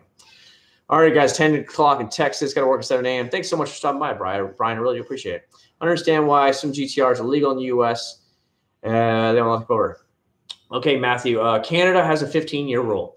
In the United States, has a 25-year rule. We're some of the harshest ones. So if it was never sold in the country, you have to wait 25 years. Or in Canada, you have to wait 15 years before you can import it over. That's what it is. There are special exemptions, but you have to go through all the government hoops and paperwork for this. If it's a very rare car, one of like 10 or 20 made, then you can ask for an exemption, and then you can bring those cars in. Example, the R34 and the purple. I forgot what it's called by. It's a rare color purple they had. They only made like 100 of them. And the R34, those are legal to come in, but you have to fill out the paperwork for them. So even though they're not 25 years old yet, because they're a very rare model and whatever, like the nurse spec and all this stuff on the V spec, nurse spec, and all that with the R35, and in that color, they're very, I think it's midnight purple, I think is what it's called. Anyways, you can bring those in, but you have to go through all the paperwork showing that why you have it. There's a paperwork, and they have to already be on the okay list, or you or the dealer you're dealing with has to fill out all the paperwork requesting you that be one of the cars that is allowed in that hasn't been 25 years old yet. That's how they can get in. Otherwise, they're kind of doing it sketch ways. You know what I mean? Honeydew or watermelon? I personally like the smell of watermelon myself, but it's all up to you. They're both going to treat you really good. What sealant on the windows are you talking about? Either Chemical Guys, Jet Seal, Masterson Shield Sealant, or I liked Stoner Car Care Sealant. Any one of those are going to treat you really good. You can use it on the windshield, your headlights, everything on the damn thing. What's the difference between Ford? I don't know. I honestly don't know. I know the Focus RS is made in England. I know the Civic Type R is made in England as well. So I don't know. Sorry, I caused my friend watching live stream. We were arguing about what is. Yeah, I don't remember. No, Esteban, you guys can say whatever you want, man. It's all good, dude, for sure. Oh yeah, you're gonna get those kind of things. Anytime you have a YouTube channel, you're gonna bring up haters and people who want to be you, and people are gonna hate on you for any success. I have 23,000 subscribers. What about those guys that have 1 million subscribers? God, can you imagine how much hate they get? How much trash talk they get? At that point, you have to hire somebody just to moderate your comment section. It's ridiculous. And man, I don't even want to know what to do with that. I mean, hitting 100,000 would be a blessing and a half. I mean, that would be a cool thing. I'd be happy like this year with 30,000. If we hit 30,000 this year, I'd be super happy. But to deal with that much flack that these poor guys have to deal with, I mean, you have to hire somebody just to moderate your comments. That sucks, man. I like boneless wings better. That way I don't have to fight with the thing. I just go, whoosh, done right away, boneless. I also ordered an extended extreme top coat for $18, and jet seal is $38. It's kind of expensive because I had to buy a clay kit. Oh, that sucks. That is expensive. What do you mean by manly man in the car? So I have like the little like Hyundai Kona, the Toyota FC. You have the Nissan Juke. Those are like girly cars. I'm sorry. Manly man cars are the ones that you can go out there and take out there in the woods, the backwoods, and get through, crawl up mountains and stuff. Like a Jeep is a manly man's car. A Toyota 4Runner is one. A Hummer is a manly man's car. These kind of things I'm talking about. That's what I mean. What's up, Infamous? How you doing, buddy? Is new finish polishing good? I have not tried it, Dante, so I can't comment on it. Would you recommend the Turtle Box Ice Sealant? Yes, it did really good. It's hard to find, very hard to find now, but it's good. I got Ceramic Pro on my windshield. It works really good. That's good. Heard a lot of good things about the Ceramic Pro on there. Excuse me, my throat's starting to get a little bit sore. What color interior is the sealant? Sienna. It's black leather on the Sienna, and then the dash and stuff like that is like a gray and black mixture. I don't know. Meguiar's new soap is really good. I haven't tried it yet. I'll let you know soon. Just roast them like Scotty Kilmer. See, I don't know. I don't let anybody get to me. You have to do your best to always make sure to never let it get to you. The minute you let it get to you, those trolls will win, and you've got to stop it. So that's why any troll type comments that are in there, cursing, vulgarity, anything, I just go into their profile, block them, delete the comment. It's done. A lot of times those comments get flagged in spam box anyways. There's spam tabs in there when you're in comment section. So it doesn't actually show up until you clear it to be okay. But that way they don't know I know about it, and I don't respond to any of those trash comments. And I just clear them out of my channel right away. Yes, I definitely can't wait to get it done, Henson. I will be definitely doing the ceramic coating soon. I've been looking forward, looking to buy a Charger Hellcat. I've never driven any Hellcat or anything like that, no. Hollister, Abercrombie. I don't know. It just depends. I know they're kind of both going out of existence, like kind of fading away. I don't know. Yeah, I guess it all depends on the looks, to tell you the truth. It all depends on the looks. Forerunner was a beast back in the 90s. Yeah, I mean, they still are. They're built on ladder and frame technology. They still will get up and go. And the resale value on the Forerunners are very high, very high. Man, you are not tired of speaking again and again. It's just I'm having fun. That's the difference. I do this for fun. Thankfully, I don't have to worry if I don't make $1 million this month off of YouTube's checks for letting them have a thing. I don't have to worry about it. So my life is a lot easier. It's great. Any money I can make, then I can put back into buying new products or whatever I need to do with the channel. Like when I had to buy the new camera, that camera was $1,300 for the camera. The boom mic was like $100 and something dollars. And I mean, that was money that I collected over time, and then I just put it back into the channel. So that really helps offset the prices. And then, of course, I get great subscribers that donate to me, and that really takes a lot of edge off when I have to buy some stuff as well. But those big boys that have to always pump out a million videos trying to get money, like if I don't make a couple $1,000s, I'm not going to be able to pay the rent or my car payment. Oh, crap, I got to put out. I don't have to deal with that. It's awesome. I have a regular job. It's awesome. Is it raining now? No, I don't think so. I'm back. Okay. How much was the new Meguiar soap? I think it was $6.90, somewhere around there. Best 2018 products you have tried. The new Mother Speed line have been very good. No complaints at all for 2018. Almost all of them have been very good. I'm not high on salt caffeine. I'm just trying to stay awake. I got up early today. I took the truck over to Wesley Chapel, and then I had to go return it to the closest Home Depot, which was in North Tampa. And then I was getting poor, dude. It sucked. They were like, "Well, sir, you can't park the trailer right there in the main drive of the parking lot." And I was like, "Okay, well, all your parking lots your spots are filled with trucks or cars. I've got nowhere to park this thing." So they're like, "Well, you got to put it away somewhere." So I backed it in as close as I could, and then I kind of shoved it. I just kind of shoved the trailer halfway in the parking spot. I was like, "I'm done. This thing's stupid heavy, and I'm not worried about it." So I just kind of shoved it the best I could in there because it's a freaking huge car hauler. I was like, ugh. I just kind of shoved it in. And I was like, "I'm done. I'm out." And then I went and parked the thing a couple of rows over, and by then I was soaking wet. And then I had to, of course, riding the motorcycle back like 80 or 90 miles in the rain. Even I know the hardcore bikers are just like, "Oh, that's nothing." But on a sport bike, you hear the loud drone of the bike, and then is everything going to be all right? You're just kind of always looking ahead. It starts to wear you down really quick. Have you ever tried the cheaper blue clay bars from Amazon? I have not, James. I might try some in the future. I have seen them on the recommended list on Amazon, but that's the way it goes. Worst car care products. Well, I can tell you Black Magic is going to be one of them. What did you get at Hibachi? So we always get the 3 things. So we get the chicken, steak, and shrimp.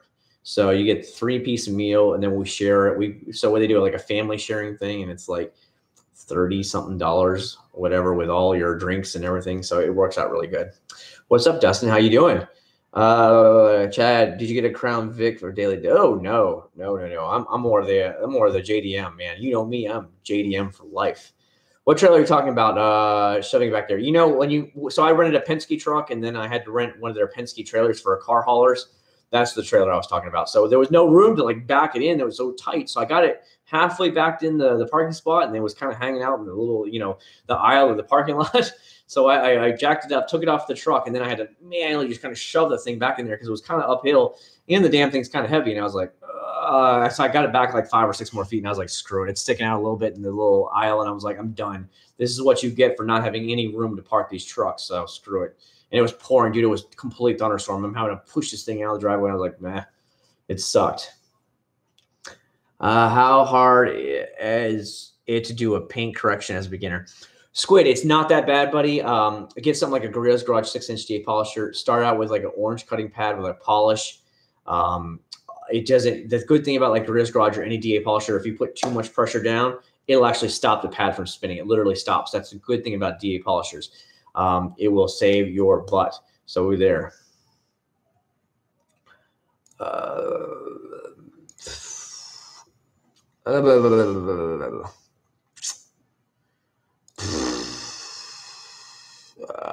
Oops. Let's see. I'm trying to read through all your stuff. Sorry. For $30, not too bad or good for what? Yeah, now it's actually pretty good for stuff. It'll be crazy.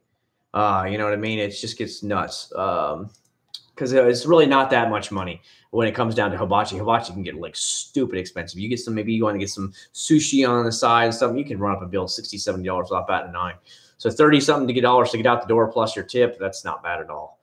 For last time, he doesn't like American cars. Yeah, I've never been into them. They don't have the reliability. Remember, guys, I was a kid in the 80s, a teenager in the 90s. I grew up when American cars wouldn't last more than 3 or 4 years before they completely fall apart. Transmissions gone in 3 years with 60,000 miles on. They were garbage cars. That's why Japanese cars took over. They last forever. They've got better looks than American cars. They don't feel as cheap inside. They feel really solid in quality, and I like that. And they're cheap to fix. Where an American car is not that expensive to fix, but when they break down way more often, it pisses you off. Where German cars have high quality build, but very expensive to fix, and I'm not down with very expensive to fix.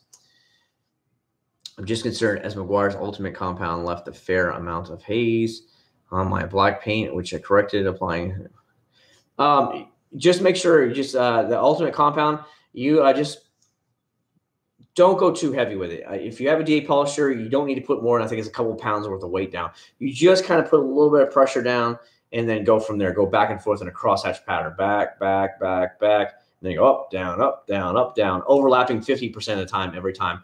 Do that about 4 times in the last 2 times. Usually you can do it a lot lighter pressure. You just ease it off a little bit, like ease the pressure off and just go back and forth those last 2 times. And usually that's all you really need to do. You might have to come back with a polish, to finishing polish, to get any last little marring or little swirls out. But that's about it.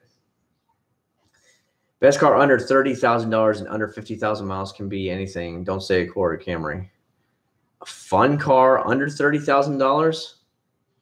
I don't know. Civic Si, I guess. I mean, I guess that would be considered a fun car under $30,000. Good night, Chad. Got school tomorrow. I totally understand what you mean, man. Enjoy your night. Where else can you get those glass Coke bottles? Sorry, from Sam's Club. Walmart sells them now, but they only sell them in 4-packs. Walmart sells them. It'll be like in the aisle where the sodas are, and they sell them, but they only come in 4-packs. It's cheaper to go to Sam's. Sucks when the cheap buffer pads were leaving holograms all over my dad's, so I had to order Meguiar's. Yeah, remember, when you're working with your paint, spend the money. Don't go cheap. You can make things way worse than what you really want to. Needs to have a redesign the Z and GTR 10 years. It'll only redesign. Yeah, for sure, because they don't. Let's face it, the Z sells maybe like 6,000 or 7,000 units a year. The Nissan Rogue sold, I think it was 300,000 units last year. What are you going to redesign? The Rogue every couple of years, or are you going to redesign the Nissan Z? What makes you more money? So you go for what makes you more money. Remember, SUVs, small SUVs, that's all the rage right now in America. Everybody has to have one. Ford is canceling all their cars but the Mustang. I think that's a terrible move. I think it's going to bite them in the ass. Let's say some other dramatic world war happens, or something like, war in the Middle East happens, or crap. You'll be back to $4 a gallon for regular unleaded. Ford will be like shit in their pants because nobody will want a big SUV anymore. It'll be just like the 2000s where they dump all the big SUVs and go for something tiny.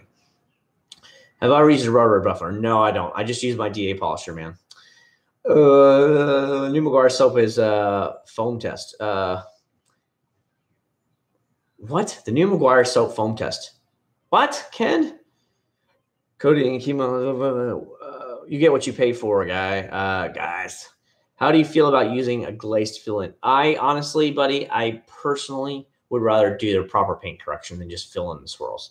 That's me. If you don't have the time, you're going to do a car show or something like that, then glaze will be fine. But I personally would rather correct it and do it right. But that's personally me. Everybody's different. The Ford Focus crossover thing. Everybody's coming out with some stuff. I really like the Ford, but Ford is making a big mistake. I like the little Fiesta ST. I like the Focus ST. I think they're great little hatchback cars. The Fiesta ST was cheap, a little sporty little car, 200 horsepower, whatever it was, and a little tiny thing. That's fun. It's cheap. Younger people in their 20-year-old range can buy them. Buy them used for like, $10,000, $12,000. That's a great little car to get into with not a lot of power. It's going to get you into trouble. I think they're really screwing up the pooch on this one. If history teaches us anything, and as a history major in college when I was in there, history always repeats itself, okay? It's a saying that's been true for years, and you can go back and look at the prices of gas. It goes up and down and up and down. Now, inflation takes into its part, so you guys got to understand inflation, but it always goes up and down and up been down. So right now we're kind of somewhere. I don't know if we're on the upswing again or we're still somewhere down here, but it's not as cheap as it was. I think it was around January. It was only like $1.98, a dollar. It was a lot cheaper, like $1.99. And now we're in Florida. We're in where I live is about 257. And earlier, about a month ago, it was like 297. Sky prices have really dropped in the last month. So we were well in the uptick again. If you get back to $4 a gallon, nobody will be buying big SUVs anymore. It'll be done.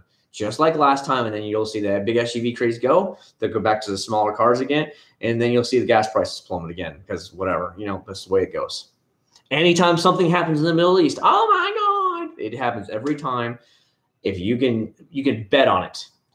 There's been a huge bombing. Iran is now invading Iraq, or whatever. Every time that happens, gas prices do this instantly. Israel is threatening a war versus Iraq. $5 a gallon gasoline. What the heck does Israel have to do with the gas? You get the idea. And this is why I'm a firm believer that America, Canada, everybody in the world needs to be drilling as much oil as they can in their own land so you don't have to worry about the garbage that goes on in the Middle East. It's just crazy over there. What do you think of the greatest products? I've seen them. I don't know. I'm kind of on the fence. Like, why are they doing it? You know what I mean? If they would have just made a foam soap, I think that would have been fine. But did they need it? I just don't know. Is that car that you tried to race when you had the 370Z and got pulled over? What? What do you mean? I didn't get pulled over with my 370Z at all. What are you talking about, buddy? Chad, can you use the new Meguiar soap in the foam can? Oh, yeah. I'll definitely be using that for sure, Ken. Just give me some time, buddy. Good night. Thanks for swinging by, Kia. So the SUV and the crossover started last year. So I'd say in the last couple of years for sure, Aaron, because gas was getting really cheap. It was really starting to get like $1. It was $1 or something for a while. It was really nice. Filling up the cars again for like 20-something. I was like, man, this is like the 2000s again. This is really nice. And now it's like filling them up again is $40, $45 again. It's like, oh. Like I filled up my the ZX6R today. The ZX6R is like a 3.5 gallon tank. And I had to stop in Lakeland, Florida and get gas. And it takes premium, so I put 93 in it. And I think it was like $12 and change to fill up the motorcycle. And I was like, oh, here we go again. Gas is getting expensive because premium, is like, $3.20 a gallon here, $3.10.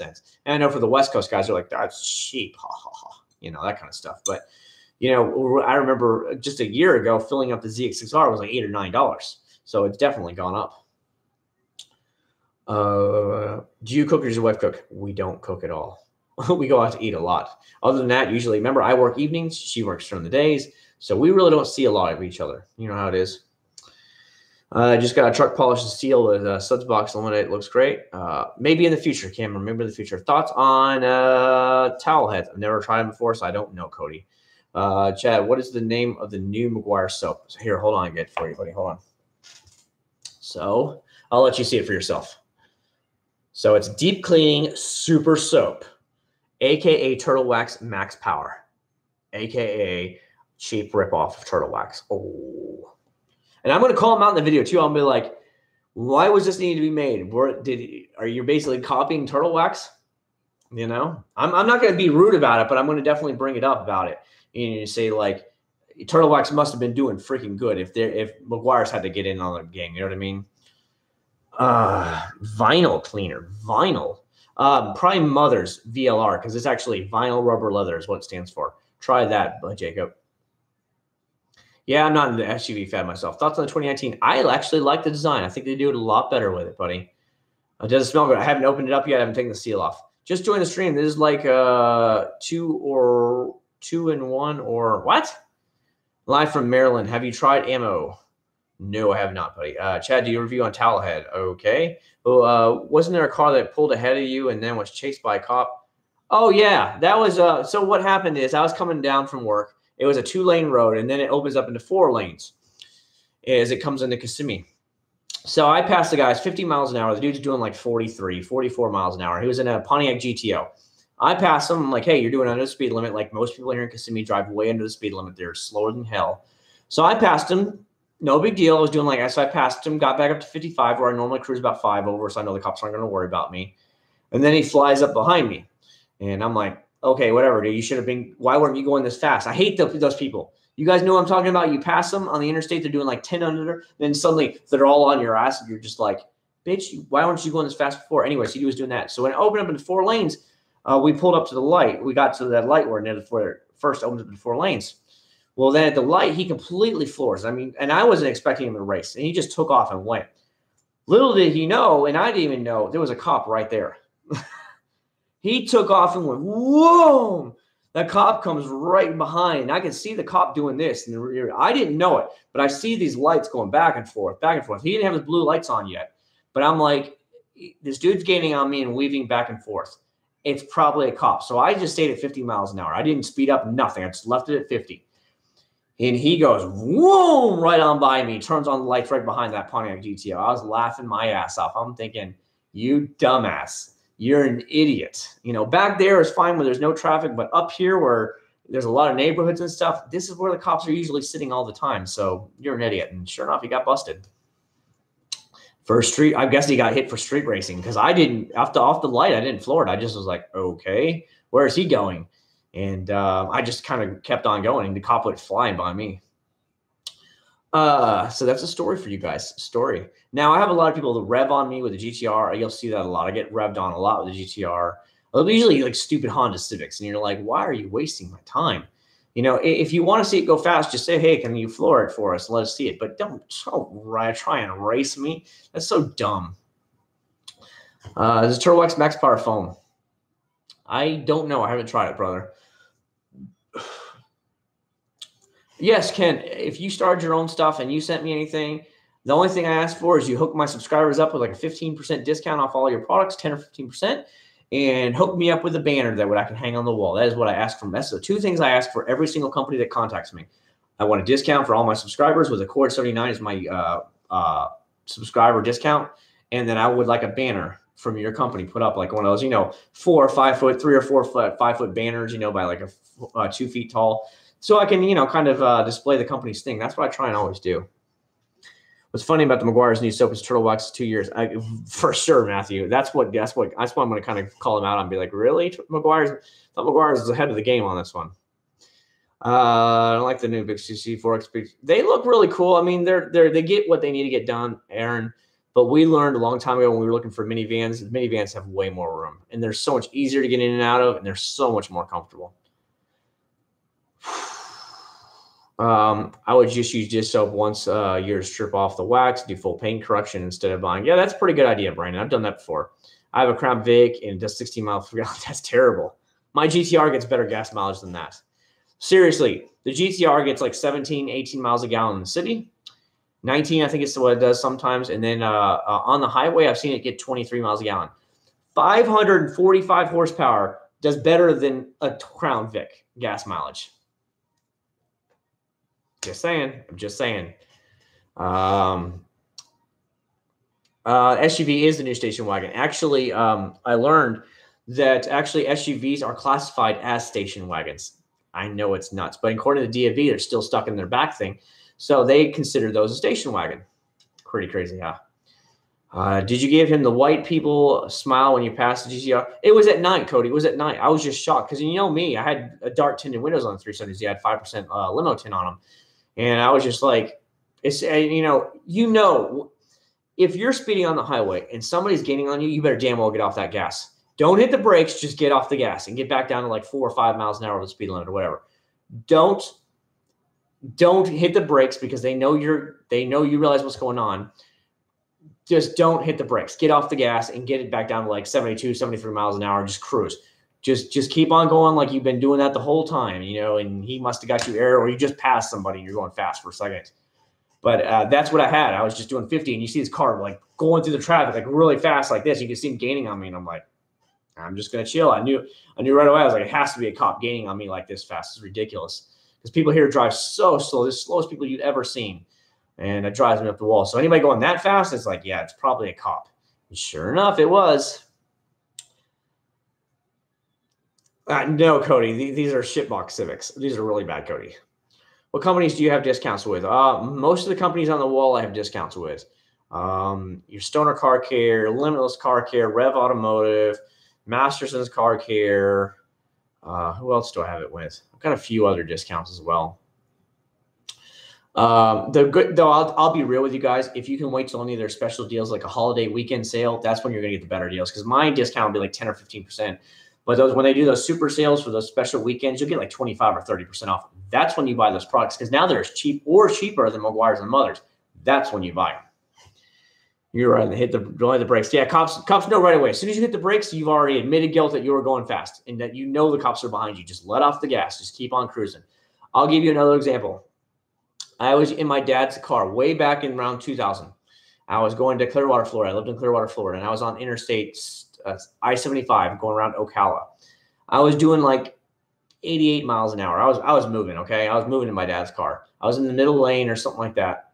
And I looked to my right, not on my right hand side, merging on the interstate was a state trooper. So I instantly let go of the gas pedal. I did not hit the brakes. I just let go of it immediately. Do you know that state trooper hauled ass and got up right behind me and sat behind me for about 5 miles and then finally just kept going? Look, you know what I did? I let off the brakes. I let off the gas so hard that I got down to 55 miles an hour on I-75, which is 70 miles an hour. And it made him actually have to pass me. I was doing 80 something and I got all the way down to 55 and I never hit the brakes once. I just let off the gas. Like, get off my tail, dude. You either pull me over or do something. And he finally passed me. And then once he pulled off like a couple extras later, I got back up to 80 something miles an hour again. It was funny as hell because I had my radar detector in my car, in my dad's car. But, you know, obviously he didn't have his radar on. He wasn't sitting there. He was just merging on. I looked to my right. I'm like, oh, shit, he's merging on. So I let go of the gas instantly. And he floored it right behind me, just sat there for a while. And I just let go of the gas. And he finally had to go around me because I was like, I just looked at him when he went by. I'm like, hey, like this. And then he just did this whole typical dickhead look like, bitch, like you didn't catch me because you didn't have me they didn't clock me. Always keep an eye on your back wind all times.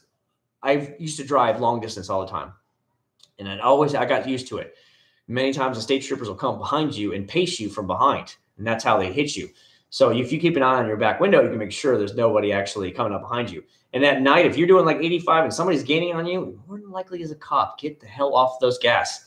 Because more than likely it's a cop might be trying to come up behind you. He's like, damn, this bitch is really hauling ass. I need to speed up and pace them. Because they'll just pace you, figure out you're doing about 85, and then they'll pull you over. They don't have to use a radar gun. So always keep an eye on your rearview mirror. Always. I used to have to drive from Florida to Illinois to Georgia to New York, been to Texas. I've been everywhere in Florida. I mean, I put so many miles. So I got used to what these state troopers from all the states used to do. You go over the hill, they like to sit at the bottom of the hill. That's one of their biggest things. If you go in and if you're on the interstate, guys, and you're doing a lot of driving and it's all open, and then suddenly you have a lot of trees that are dividing the interstate, like, you know, the roads go out like this around trees, that's where the cops always hide. Almost every time. Because they're like, oh, well, they can't see me. So every time you see those big old trees pile up in between, you suddenly are like, oh, we go around them. And now there's trees suddenly. That's where the cops love to hide almost all the time. Now you have the Waze app, but before when I didn't have Waze, you got used to where they like to hide generally and to where like exactly like this exit or this town. They're really bad around this town. So I always would slow down on the interstate. So I knew I get around that town. Then once I got past there, start speeding again. Yeah, the garage was too sketchy, man. The internet was just terrible there. It would always go out. What do you think about lowriders? They were decent in the 90s, but it's like a 90s thing. It's time to let it go. PlayStation or Xbox, who will win? I own both of them. You guys know that. I own a PlayStation 4 Pro and I own an Xbox One. I own a Switch. I have this is my gaming PC right now. It's a little outdated. It needs to be updated, but I own them all. If Sony does it right, they're going to keep on winning. If Sony slips up and Xbox does it, they'll be good. But I think the new generation will start being launched by 2019. I think Xbox is ahead on the game, but I think PlayStation is right behind them because Xbox has already talked about it at E3, just little hints about what they're going to be doing. So we're going to see they're going to be using AMD's Ryzen chips, both of them are, and they're both going to be using like an AMD Vega, so video cards. So they're essentially going to be the identical systems. So I don't know. It's going to be interesting. Just try Chemical Guys VRP this weekend. They do, Dunsor. They do really work great. They last a long time. They usually last 2 to 3 weeks, depending on how crazy it goes. You know what I mean? Thoughts on Escalade pickup truck? Nah, I've never been into Escalades at all. It was like for rappers and stuff like that. That's what I always thought about Escalades. Do you have a garage set up for all your supplies? They're either in the closet or in boxes in the walk-in closet in my garage. If a cop tries to pull you over on the bike, I don't know. Most police, they they don't really go after bikers unless they have to, because they understand that, one, you can pull on them in 2 seconds, and two, it's just pointless to go after it. You might cause more of a wreck going after them. And it's just dumb. They might radio ahead, but by then you've probably pulled off at one other exit and you've already done a U-turn and hid behind something. Bikes are so easy to hide. You go right in somebody's backyard, put it behind their backyard really quick. Cop goes by, wait a couple of minutes, and then pull right back out and go the opposite direction again. It's just that fast. I have a Cobra 6-band police spreader. Never turn off. Juan, if you want the best radar detector right now, according to the Texas Radar Society that tests them over there in Texas, everyone, and a million different options, like side, they hit you from the side, or they hit you from front on, or they hit you from the back. Like I saw this today in Tampa on overpass. The state trooper was like this on the overpass where it goes down. He was parked. So when you were going by like this, he would hit you from behind and then like merge on and then pull you over. Well, they tested from all those different ones. The best radar detector on the market right now is the Uniden R3 and R1. Those are the ones to get. The R1 does not have GPS, so it doesn't know where you are. It doesn't know where the R3 has the GPS. So like you can know your speed. It will tell you where red light cameras are. It'll tell you where speed cameras are. Everything is just way better. It's worth the extra $100 to get the GPS in the R3. And there's nothing that can beat it. It sniffs out. If they're running radar and they're like 2 or 3 miles away, it'll start going off without batting an eye. It's just amazing. The results are outstanding. That's why I have one. Do you have anything particular special to store your clay mitts clubs? Lightning. I always put my stuff right back in the original packaging every time. Like example, I tried the Muller Speed Clay 2.0 the other day. I literally put it right back in the plastic thing and put it in there. My Eagle 1 mitt, I put it right back in its plastic one. My Griot's Garage clay, the soft regular clay, that goes in its container. My Meguiar's clay, it goes right back in its container. I just leave it in there. You put a bunch of for regular clay, put a bunch of hits of detailer in it, keep it moist, and then just seal it back up.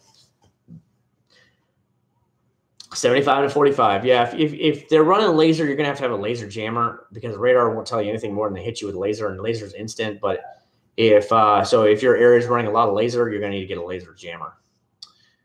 Fine for stunning in Nova Scotia. It's very expensive in Florida as well. It's very expensive. You can stunt, but they want you to do it in like a parking lot or whatever. You're just not allowed to do it on the streets. I have a PlayStation 3, PlayStation 2, Xbox 360, Xbox One. Yeah, I have my PlayStation 1 in the closet in there. I sold my PlayStation 2 a long time ago.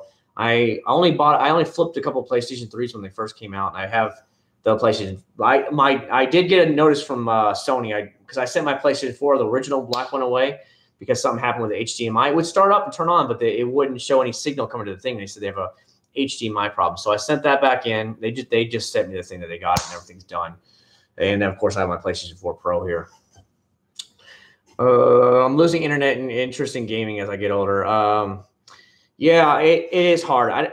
I found it's been really hard to play many video games as I have a child now, and I have a YouTube channel. YouTube is like a part-time job, and your child is like another part-time job.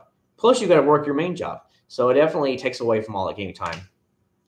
I used to play nonstop Call of Duty. I used to play nonstop World of Warcraft. I was the biggest nerd in World of Warcraft. Literally, I played it nonstop. So I would get home from work at night. I would play until the sun came up the next day, and then I would go to sleep. Then get up in the afternoon again, take a shower, and go right back into work again in the afternoon. That was my schedule every single day. When I was in college, I would play it, and then I would on the off days I would stay awake, and then early nights I would try to go to bed by like 3 or 4 o'clock in the morning. If I had to be at class by like 10, it was ridiculous. I was so addicted to that game. It was stupid. On the weekends, literally, I wouldn't even go outside on the weekends. I would just play that game forever. It would be nuts. I would just order a pizza or whatever. I just play video games all weekend. I wouldn't go anywhere. I'm just like, nope, I'm going to play games. I still use it, but there's something wrong with it. I think I'm going to send it back in. Again, the good thing about Griot's Garage 3-inch PGA polisher or any of their polishers, lifetime warranty. You just got to fill out the paperwork and send it back in. What do you do with all the products that you don't use? I just actually put them in boxes, or they put them in the shelves down there. Or for the bigger amounts that I have, I just put them in boxes in there. There's a walk-in garage closet right there. Yeah, they're a little bit watered down for sure, Matthew. I've seen a lot of people, they like wool mitts. I have one wool mitt, but I have a lot more microfiber mitts, microfiber dread mitts. That's what I personally like to have. Is YouTube over a child or your child? If I had to do anything and my child, let's say, became ill, the YouTube would just die out. Your children are always going to come first. You're always going to make sure you take care of your kids first.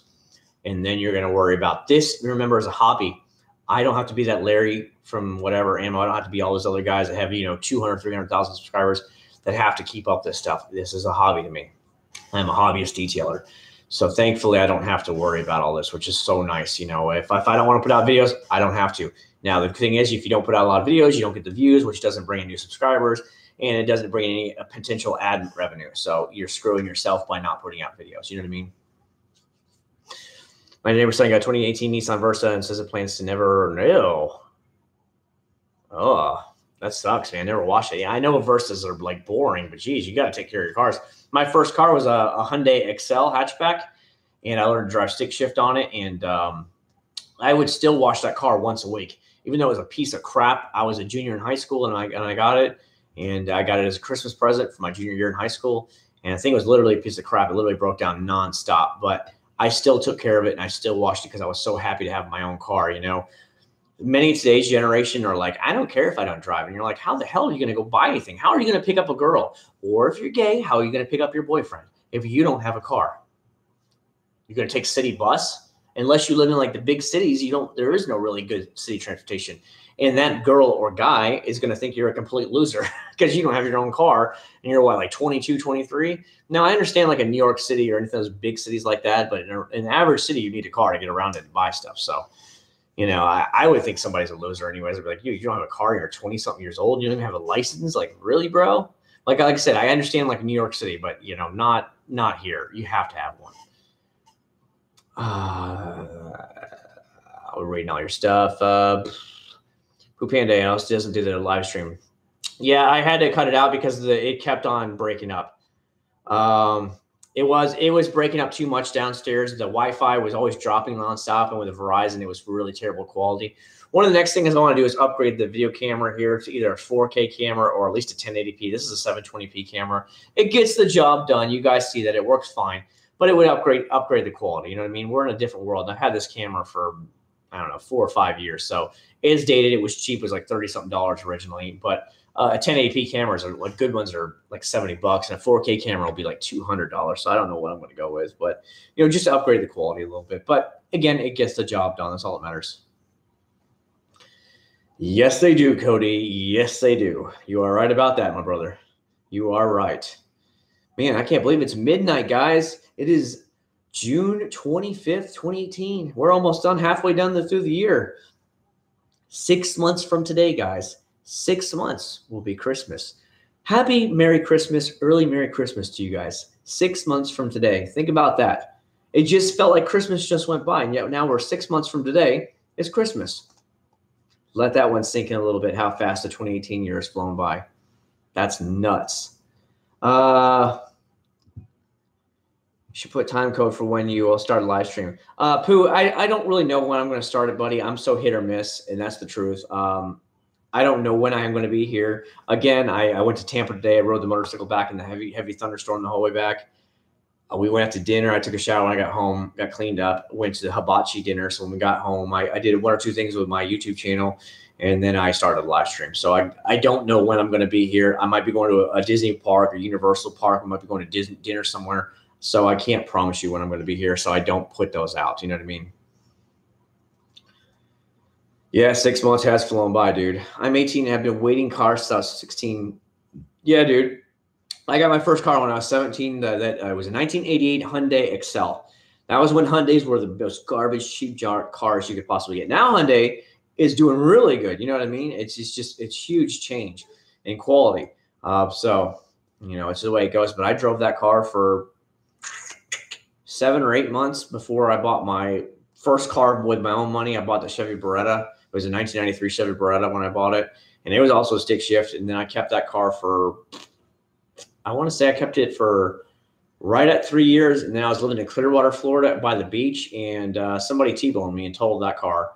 And then I bought it was in 2000 when I had the wreck. So I bought the 2000 Honda Accord Coupe with the V6 fully loaded. And I had that. And then I sold that a couple of years later. And I bought another Honda Accord, but a 4-door because I was in debt.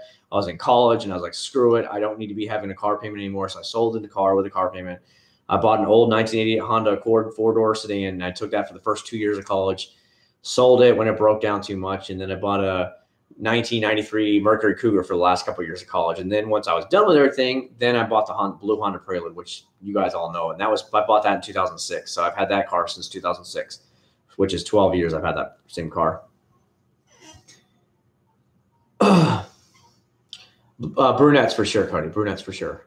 Redheads if they're hot. If you get the one rare redhead that's hot, because they are freaks, but you'll be all right. But redheads that are hot are very, very, very rare. Hyundai is doing so much better. Have you seen the new Veloster? They're bringing the N Veloster here by the end of the year, 280-something horsepower. That's going to be a quick little hatchback. It's cool. Dalton with a $1 donation. Thank you so much, Dalton. I really do appreciate that, buddy. Thank you again, man. Like, Dalton is like heavy hitter this time, like throwing money at us. I would love to detail cars at dealership for a job, but they do get paid crap. Honestly, Jacob, if I could tell you anything, if you want to do it for a job, get experience in a dealership like that as long as you can. Get a year or two experience in, then start your own mobile detailing where you go to people's houses. That's where the money is. It's not in working for a dealership, but you need the experience and you need the knowledge from working at a dealership where they're going to train you and teach you everything. And then once you know it all, then go and start your own business. That would be the way I would do it if I was trying to tell you anything. Who takes care of the house when you go on vacation? Sometimes we have family come in town, like my mom and some will come in town. They'll use it as like a vacation house. Or we'll have the neighbors come over and check on it, stuff like that. You know, make sure everything's okay. Like I'll give you an example. When we were on a cruise last September, Hurricane Irma came through. Remember the one that like really effed up Puerto Rico? Well, then it came into Florida. Well, we were in Cozumel, and they said we're going to stay an extra day in Cozumel because of the hurricane. They said we can't go back to Miami because of the hurricane, so we stayed an extra day in Cozumel. So we made a call to our neighbor down the street, and we told him, hey, can you put all our outside furniture inside there's the big living room downstairs. Can you do that for us? You know, and just make sure everything's okay and locked down. And they said, yeah, we'll make sure that happens for us. And that's what we generally do. But a lot of times you'll have family come in town, and they'll use that as like an escape, a vacation house in Florida kind of thing. We'll say, hey, you want to take care of the house? Free place to stay. And they'll be like, oh, free. You know, that kind of thing. That's how it usually works out.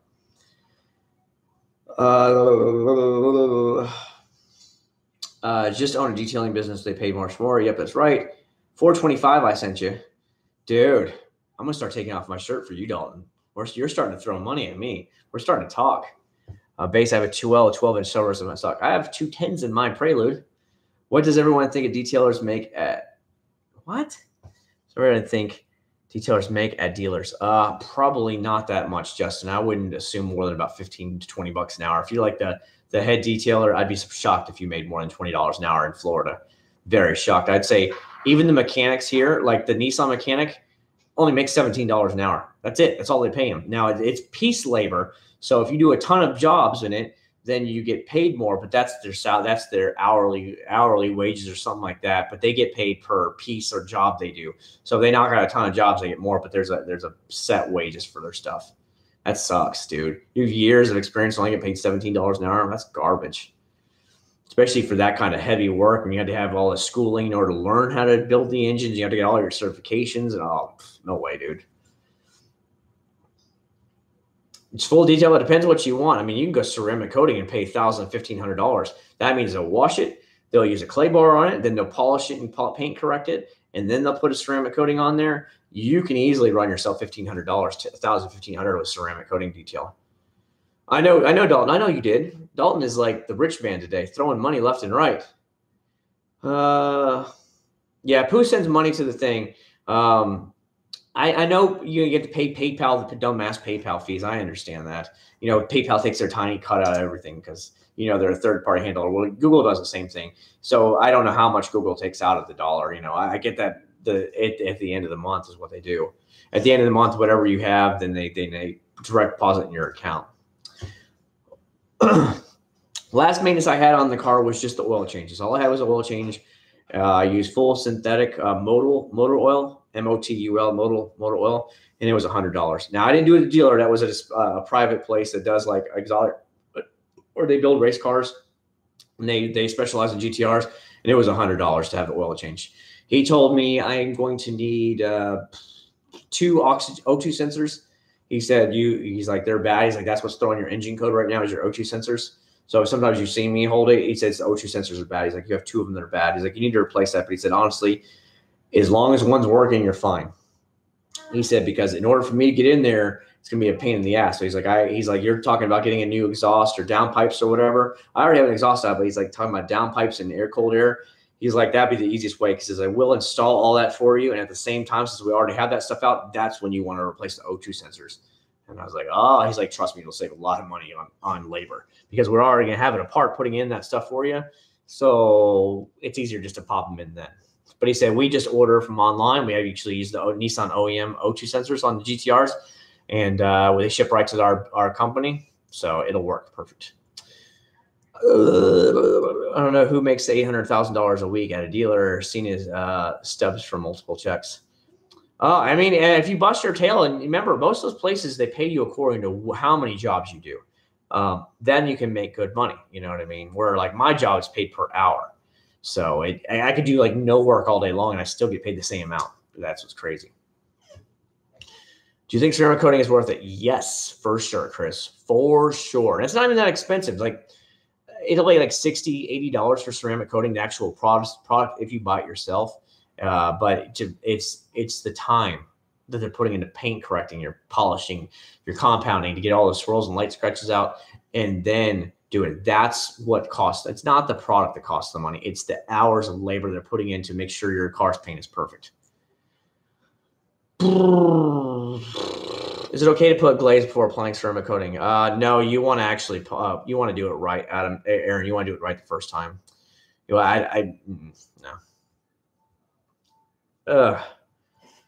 Yeah, no. The dealer told me it was $200 something. The Nissan dealer told me for GTR, and they said they do it with the synthetic modal racing oil for $100. And I was like, done. I'll be there. He's like, all right, come by Saturday at like whatever 10 o'clock. And I'm like, on my way, boss. And that's what happened. They were already waiting for me. There were 2 guys who were standing there. It's a race shop, like I said. They build engines, and they were just sitting there waiting. As soon as I pulled in, the car went right up, and they're done. He's like, let's go walk around your car and check it out. And I was like, okay, because the underbody has all the plastic coverings to make it more aerodynamic. And he took them all off, and he went through the whole car. He said, your brakes look good. Your rotors look good. He's like, you've got plenty of years left in that, because he's like, you don't put many miles on this. And he said he ran the code for the check engine and all that stuff. They did it all, and they showed me absolutely everything in the car. So that was really cool. And because they specialized, they had like, I think 3 GTRs lined up next to it, and the base next to it is pretty cool, where they're building engines for them. When I first heard about ceramic coating, I thought, how can a small bottle? It is amazing. You don't use very much. You only put a little bit like this on the little suede pad, and then you just go back and forth, and then you just kind of spread it out. Olaf from Lubbock, Texas. Hope you're doing well. Thank you so much. I really appreciate that, Jay. Thank you for next time. See you next Sunday. I understand, Juan. Enjoy your night, buddy. Damn, that shop sounds legit if you're GTR. Shoot. Dude, when I was there, they had a customer come all the way down from New Jersey with his blown engine out of the GTR, and they had a turnaround time completely. They bought a new block, and they were going to rebuild a whole new engine for him. 3 days. They said they would have it back and shipped back on a pallet going back to New Jersey in 3 days. They work that fast and that good at getting it done. They don't screw around. You make an appointment with them, they're there waiting on you. I mean, they were literally there just like this waiting on me. I got there right on time. They're just like sitting there and like, all right, bring it on in. Put it right on the lift. They said, all right, keep going. Put it on the lift. And that was it, done. They worked on it right then. It's like that. They were done with the oil change in like 20 minutes. It was 15, 20 minutes. It was all done. And then he started going around. Well, it was up on the left. He wanted to show me because he's like, do you know any history about the car? I was like, yeah, it came from Michigan originally is what it shows. And they're like, dude, there's no rust. He's like, whoever had this car left it in the garage all year round during the winter. They're like, this has nothing underneath it. He's like, you got a really good car. Do you think GTR is the best daily drivable? They're a little rough to be real with you, Jacob. Hold on, my throat's getting a little sore. I need a little bit of something in there. You know what I mean? All right. So unless you put it in the comfort setting, which still is not that comfortable, you will feel every single bump. It'll be driving going bang, bang like this, and you'll be like bang, and you're hitting it, and it's like that's what it feels like. You put it in comfort setting, it gets you by, and it's like a normal, like a Nissan Versa. It's not that comfortable. It's not like you're riding in a Lexus, okay? Understand that. But if you put it in like Regular suspension mode or race mode, you are going to feel bang, bang, bang. Every little bit of a crack in the road, you're going to feel it all. It's pretty rough. You know it immediately when it's not in comfort mode. I always put it in comfort mode because I'm like, just pulling out of the driveway, you go like, it's like, boom, boom, boom. And you're like, oh my God, just pulling down out of the driveway and going in the street. It's ridiculous. See you next Sunday, then 1. What's up, Richard? How you doing? CT Performance Tuning. No, it's called Dazu Motorsports. DAZU Motorsports. As a matter of fact, we're looking to possibly move out of Kissimmee, Florida in the next 2 years to a different part of Orlando, a nicer area of town. And where they're located is right there in like the Winter Garden area of Florida.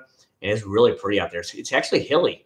Like that side of Orlando is like really, it's outskirts of suburb of Orlando on the north side of Orlando. It's actually really hilly out there. And it's really pretty. There's still orange groves out there, but it's all orange groves are being bought up for, new home developments. Literally, you'll see even here in St. Cloud, it's like used to be, nothing but orange groves back, like 20 years ago. Now every orange grove is overgrown. They have the big for sale signs for retail to be like 500 acres. And then out of nowhere, it's gone. They're bulldozing everything down, and they're putting a new home construction starting at the 200,000s. And that's what you see everywhere you drive here. That's the way it is. All new home construction everywhere. I got clean a very dirty microfiber towels. Honestly, Jared, I'm going to be real with you. I used to use the regular laundry detergent all the time, and I put it on very dirty mode.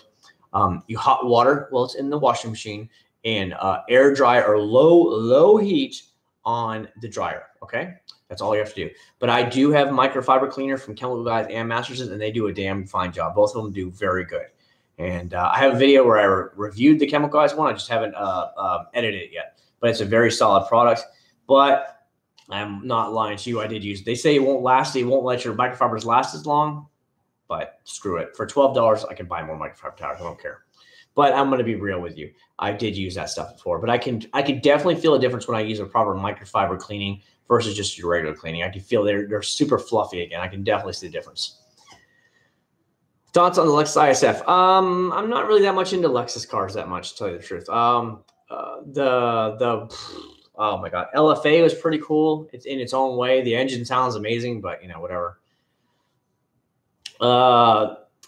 Cars do rust in Florida if you're on the beach, Matthew. If you're anywhere near on the beach area and you live out there, you get the sea spray and stuff like that, you will get salt and you will get rust. Porter cable, there's a Garage Garage. I have never tried the Porter cable, but the Garage Garage is a great one to begin with to an average intermediate guy. Lifetime warranty as well. Good dealerships would also check if there's any defects on the parts, the car, or you don't even ask. Yeah, that's true. Canada is Rust City. Oh, I wouldn't doubt it, dude. That's why. Remember, my blue Honda Prelude is from Syracuse, New York, which is upstate New York. And for anybody who doesn't know New York that well, it's upstate New York, and they get buried in snow up there. And that's why, because the first 5 years of its life, it lived upstate New York. And so I'm sure the rust had already started, but I just didn't know it. It starts from the inside, works its way out. I'm sure I just didn't know it. Now, I looked at the car, and it was in mint condition. There wasn't even a scratch on it when I bought the Prelude. I can't say that much now, but, then again, I've owned it for 12 years. I bought it literally 12 years ago. This coming weekend, I bought it, to tell you the truth. So I've had it for a long time now. And but again, that rust will eat it up. I hear you, man. Do you think 15 to 1600 is not bad for ceramic coating mulch UV? It's about, to get it done right. I mean, absolutely right. That's about what it's going to be. And that's, making it immaculate. No cheap garbage junk, nothing. Doing it right. Every single swirl is out of the paint. Every single scratch that possibly can get out is gone. That kind of thing. Doing it 100% right. Yeah, you're going to be paying a lot. Dude, it's the labor that gets you. Polishing and compounding takes a long time doing it right. It can take hours and hours and hours. Some of these guys that have these Porsches and Ferraris, they want, it takes 15, 20 hours for these, they want them to show car shine. Well, how much are the detailers charging for 15, 20 hours worth of labor? Now you understand why you're paying $2,500, $3,000 for these exotic cars to be detailed. And it's going to last, ceramic coating is going to last a couple of years. And that car is barely going to see the sun a light of day anyway. So these guys have more money than brains anyway. So they're $3,000, go for it, sir. That kind of thing. I have not tried it yet, Abracadabra. I will try it this week, buddy. I will try it this week. Will you try Grizz Garage Glass Cleaner? Eventually, but I mean, honestly, Stoner Car Care is the way to go. Their invisible hard glass is amazing. Stored microfiber towels. I just throw them in. I have a little hamper thing, and that's where they all stay, actually. So once they wash, they go in the hamper. It's in the laundry room downstairs. That's where everything goes.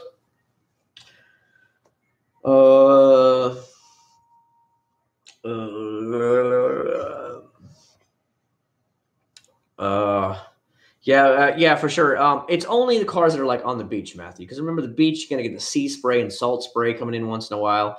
That kind of thing, they will get rusty. Not Canada style rust, but they can get rusty on the beach if you're like living on the beach. You know what I mean? If you have paint chips on your car and live in the north, you should get it fixed before winter. Yeah, I wouldn't doubt it. Unless you're brand new, it won't take long to ceramic coat it. Yeah, it takes, dude. Polishing can take hours. You really have to be in the mood, or just pay somebody to do it. But you really have to be in the mood to do it, right? Because when I do it, I try and make to the best possible thing. So I'll back the car out in the sun. Even though I have lights in the garages, you never get to see it as good as when you do in the sun. So I'll back it out in the sun, and I'm like doing this every single angle at the sun. And I'm like, do I see any swirls? Is there a swirl there? Oh, there's one left right there. Okay, and then I'll move on to the next section.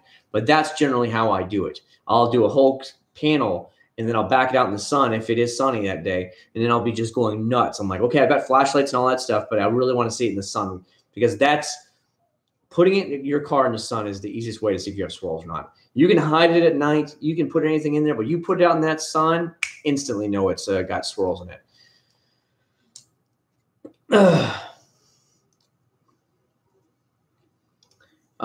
Ceramic coating layer thick or just powerful against dirt? What do you mean layer thicker? Ceramic coating layer thicker or just powerful against dirt? I don't understand what you mean by that, buddy. Thoughts on undercoating a car? I heard a lot of guys do that. So the guy that works on my car, he's a real Puerto Rican. He's from Puerto Rico. He lived there most of his whole life. I think he lived there like 40 years of his life. So he was a mechanic in Puerto Rico before he came to Florida. He said what they did down there in Puerto Rico is they would put the cars up on lifts because they had to deal with all the salt and stuff like that. He said they would corrode down there in Puerto Rico as well. He said they get diesel in a 50-gallon container, a diesel, because diesel has oil in it. Oil is natural protectant against it. And they would spray it up underneath the entire bottom of the car once a year. And that's how they protected cars from rust. It's crazy as hell to think about it, but he said that's how they protect it, because the diesel has the oil in it, and the oil naturally protects the car's paint. So you do it once a year, he said, and that's how you protect it from the rust. He's like, it's crazy, but it works every time. He said, it's like a homegrown remedy they do all over Puerto Rico. And I'm like, damn, I'd never thought about that. But he said it works. He said every single year, the cars would come in and they would spray the whole underbody of the car with diesel. I'm like, damn, that is a cheap way to do it. Because you figure diesel, how much does it cost when you're just putting it into a sprayer and spraying it up underneath your body of your car? He said they just soak the body of the car one time back and forth. It dries out. It leaves that little bit of oily protection underneath it. Don't have to worry about rust once a year. I'm like, cool. How long have you been detailing? I don't know. I've been washing my car, taking care of my cars for probably since the late 90s when I started driving. So really getting into higher end stuff probably in the last 5-6 years into the higher end stuff. Before that was just regular washing and waxing, but with regular over the counter products. I guess there's a Meguiar soap. Yes, there is, Richard. Yes, there is a brand new soap. Here it is. It's at Walmart. It's kind of like Turtle Wax's Max Power. It can actually strip your wax if you want to, or you can just do a basic wash with it. Where can you find a used 2017? Okay, exotic or higher end luxury cars are some of the worst to hold their values. Luxury cars do not hold their value. You can get a 2018 Lexus, I think it's GS400 for like, what are they, like $85,000? In 3 years, that'll be $40,000. The money you lose in a luxury car is just stupid. Your best bet is to buy a luxury car used for like $40,000, $30,000 from some old lady or whatever that owned it, or old man that bought it and threw the $80,000 at it 4 years ago. And now you have it with 30,000 miles on it for $35,000. That is the way to buy those cars. Don't buy them new. They don't hold their value at all. They're terrible. Oh, yeah, going to the car shows for sure, Matthew. How do you feel about the 8mm throw when polishing? I don't know. I mean, I don't know. I was thinking about getting a bigger one with a more throw, but again, I really didn't want to spend the money because I don't have to really polish too much. So I was like, I really want to jump another 300 something bucks on a new polisher. I was like, it's kind of hard for me when $20 here and there is okay. $300 to $400 is you start really like, I'm like that when I spend money like that. Because at one time when I was younger, I was into a lot of debt. When I was living on my own, I had to charge a lot of things when I was living on my own, and I got myself into about $9,000 in credit card debt. And I know it might not sound like a lot, but that was like detrimental. I could barely even afford to eat. I was asking my parents for money to help pay the rent, and I was trying to get as many hours as I could because I was trying to pay down everything I had. It was terrible, and I said I would never do it again. It was absolutely awful. I was trying to work 2 jobs. I was trying to ask for extra hours of the jobs just to pay off that $9,000 in credit card debt. And I said, I'd never do it again. So, $20, $30 is no big deal. But when it comes to big money, I'm like, as a matter of fact, I'll tell you this, guys. You guys know about the GTR last January. I paid $64,000 for it. I financed $45,000 with tax, tag, and title after my down payment. I financed $45,000. I just paid my monthly car payment on it. I only owe $23,000 on it. Last month alone, I paid $1,800 on the GTR. $1,800. I figured I had the money. I'm such after the thing I went through. I'm so worried about credit debt and credit cards and stuff like that even though I have them, I pay them to zero every month if I can. And every bit of money I've been putting on my debt, like my car payments, stuff like that. So I paid $1,800 last month on the GTR. So only owing $23,000 left, and I just bought it last January. So I paid off $22,000 in a year and 4 or 5 months. That's pretty good. So I'm aiming at this rate to have the GTR paid off in about a year, a little over a year from now, if I can, maybe a year in like a couple of months, have it completely paid off and have the title in my hand. That's what my game plan is. Have the thing. And then if I buy a car, it's fine. If not, I like I said, I've been looking at this JDM four-door car, and I think that might do that instead. Save a lot. Again, save my money. What's up, Regal? How you doing, buddy? I've heard of Beauty Shine. Nope, just heard of Beauty and the Beast. I haven't seen Meguiar's video on the new soap. I haven't either. I will get it out as soon as possible, buddy. Hopefully sometime later on this week or next week. Got to work tomorrow. Good night, Dalton. Thanks you again very much, Dalton, for the donations. I really do appreciate it. What do you do for a living? I work in the shipping industry. I work with a guy from Cube. He says that he will undercoat, and he says I would be surprised by that. Yeah, oil works as a protectant. I'm telling you that it's funny you hear these homegrown things because the people in Puerto Rico maybe aren't the richest things. So they had to find out some other way to use it, and they figured out that diesel, because it has this natural oil in it, will actually coat the bottom of the car and protect it from the sea air and salt of living on the Caribbean island. So it works out really good, and it's a lot cheaper than buying some specially underbody coating when they just spray the diesel underneath it once a year. It's nuts that they came up with it, but it's one of those like mom and pop type solutions to get it done for doing the same stuff. You know what I mean? The grandma's home remedy kind of thing. 7 years. Geez, bro.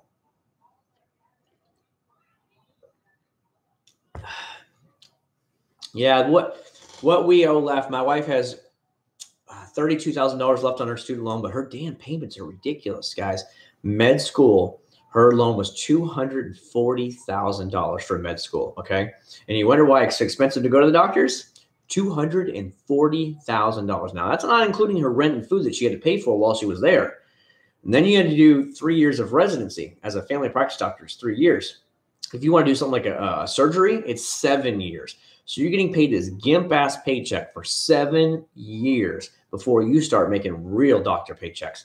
As a resident doctor, you make like a quarter of what real doctors would make doing what you're doing. So for 7 years as a surgeon, you're making a quarter of what your friend next door is making. That sucks. So you're making jack shit for all these years, and it takes you how many years of schooling, and then you owe how much money, and that's why it costs so much to be a doctor. But her student loan, when we first got married, every month was $2,200 a month. That was her student loan payment. That was the minimum payment, $2,200 a month. Can you guys imagine swallowing that every month? So even though it's $3,200, $32,000, Now it's getting down there where it's like 2,200. Well, that's not, 32,000. That's not that bad. We're going to have it gone in like a year and change from now. It'll be completely paid off. So that'll be great.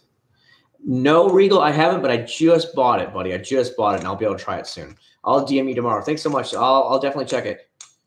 It's going down in the DM. Hello from Kansas. Quick question. Do you still use the Speed Clay 2.0? I just used it the other day. So I've only used it once, and it worked out great, Lewis. Solid product, but it's just like every other product on the market. Ooh. Do you recommend Toyota Prius for a first car? Boring. Boring as hell. How lame are you? Sorry, Aaron. No, I don't recommend it. Honestly, just get yourself a little four-door car. A four-door car would treat you great, but don't get a Prius. Jeez Louise. Yeah, med school was $240,000. Now I heard it's more. And just like everything else, it gets more expensive. I heard med school now is between $250,000 and $260,000. Again, she graduated from med school in 2009, and she had to do 3 years of residency. So she graduated from residency in 2012. So in 2012, that summer when we first got married, and then she came down here to Kissimmee to work for her first job. It was in September when she first started working. That was the first time she got a real paycheck. Now, it was a beginner paycheck, but it was like a real paycheck, not one of these little dinky-winky paychecks. And that's what sucks. You know what I mean? Oh, dude, I'm telling you, Neil, I'm so worried. Like, matter of fact, Neil, I'll give you an example. My wife just got paid. And of course, my wife makes pretty big paychecks. We had like $2,300 something on our credit card. I paid that off immediately the other day. I was like, nope, because it had whatever was left from the cruise, because we have obviously bought the cruise on the credit card and we paid off. And I was like, $2,300, that's way too much on the credit card. Screw that. So I paid it off immediately. And that's just the way it is. So yeah, my credit is amazing. It's stellar, but anything more than $1,000 on my credit card really begins to scare me. You know what I mean? How much was their total loans? $240,000. Yeah, it's the total loans. Again, then her parents paid for her apartment the entire time. Yeah, some of the interest on those individual loans were 8%, 9%. It's ridiculous on student loans. Stupid money on some of those. 7 years was a long time. I wish I had 5, working a minimum wage job with my good money. Yeah, all I want to do is pay off my GTR. Again, I've already began talks. So let me see real quick. If you guys bear with me, guys, hang with me, and I want to show you something. This is one of the cars like I'm looking at. I've already contacted them about this car, but I will show you what I'm talking about here. I'm going to show you a direct link here. You guys can all go real quick to that car. But this is the car. I'm going to post it down the link. So this is the car that I'm talking about. It's Toyota Aristo, but it has the Toyota Supra twin turbo engine in it. They never sold this car here in America. They sold it as a Lexus GS300. It was the 1JZ engine in it, but it wasn't the 2JZ that's in the twin turbo Supra, and it wasn't turbo. So this is the exact same engine that's in the Supra turbo from the 90s, but it's in a 4-door sedan. So it's a Supra for the daddy mobile. Now they're asking pretty damn high. I've contacted them and they haven't moved the car yet. So they said they're going to send me some more stuff this week. But I was like, okay, that's cool, whatever. But then I started looking up through Pacific Coast Auctions, just looking at the history of the auctions, and I was like, wait a second, a mint condition one is only like $3,000 or $4,000. Why would I pay $13,000 for one? I think shipping fee was $960 or $980 from Japan all the way to Jacksonville. The port of Jacksonville, Florida is where they come in Florida. It's either Miami or Jacksonville. So I think they have it going into Jacksonville. And I was like, that's fine. It's 2.5 hours away. She's from Jacksonville, no big deal. So for a mint condition one, I can get it for, like, let's say with customs fees and everything, $5,000 versus $13,000. They're making ridiculous amounts of overhead on it. But you can see how clean that is. You can see how low the mileage is. What was the mileage on that one? Well, I forgot what, 46,000 original miles. I mean, that'd be a perfect dad mobile for me. Plus, it has a shitload of power to it. I'm down with 2JZ. For sure, Justin, for sure. When you review waxes, do you review them? I'll hold up a week later. Usually waxes hold up a lot more than 1 week for a while. I bought a $20,000 car last year, and we'll have it paid off by the end. Good, Chris. That is a good thing. I mean, I put down as much as I possibly could. You guys remember I traded in the 370Z. My 370Z was paid off 2 years early. So I had a $20-something thousand down payment. That's how I only had to finance $45,000 on the GTR. And I throw every single penny I have at that thing. If I have cash, I throw it off, man. I just don't like, I've got an extra $100 this month. on the car payment. That's basically what I do, and that's how I do it. Dude, it's 14,000. Cody, that's because you're buying it from an importer that already has it here. That's at a dealer. Okay, Cody, you know how you trade in a car and they say, well, I'll give you $10,000 for your car. And then you're like, okay, I'll take 10,000 for the car. What do they do with that car, Cody? Do they sell that car as a used car for $10,000? Or do they really mark it up? They really mark it up because dealers make more money on used cars than they do on new cars. It's a fact. So that $10,000 car, they put it up for $16,000 or $15,900 now. So if you get some schmuck that pays the $15,900, they just made $6,000 profit. $6,000. You don't make $6,000 profit off of a brand new car. So you see what I'm trying to say? That's where they make their money, and that's essentially what Japanese classics are doing. They have some very high reviews, but everybody said they're very overpriced. So I wouldn't even touch that car unless it was a lot cheaper. So if you buy it directly from an auction house in Japan, and then you go to the importer in Japan, and he does all the paperwork for you, you save a lot of money. Yes, it takes 2 months to get to America for once they ship it because that cargo ship is stopping at different places along the way. So to get to Florida, they said is right at 2 months, and that's fine. If I'm saving $5,000 in 2 months, I will wait 2 more months for $5,000. Don't bat an eye at that. You know what I mean? And that's where you do. So you're cutting out the middleman, the dealer, and you're going straight to the actual source. And that's why these companies like Pacific Coast Auto in Japan, they have a big YouTube channel. You guys can look it up. Every single car that they're allowed to put on YouTube, they put it up. Every car that a customer like you or I buys through them. And then they do all the paperwork for you. They ship it to you, the title and everything. Everything's done. All you got to do is walk to the DMV and go, bing, here we go. And you get your new plates here under your name. It's all done. You're just cutting out the dealer. It's like you going, somebody's walking into the Toyota dealership saying, I'm going to trade in my Toyota Camry. You not saying, hello, I'll buy a Toyota Camry off you. How much? 10,000? I'll give you 10,000 right now for it. So you're cutting out the dealer from making his massive profit off of you. And that's essentially all you're doing. You pick exactly what car you want. You tell them, I will only pay this much money. It's like eBay. Think of it like that. And then so they'll only bid to this high on that exact car. So they know exactly when it's going to come up for auction, and they go to the auction and they bid on it then for you. So you're paying them for their fees, their service fees for doing it. But other than that, and the customs fee and the shipping, that's all you pay.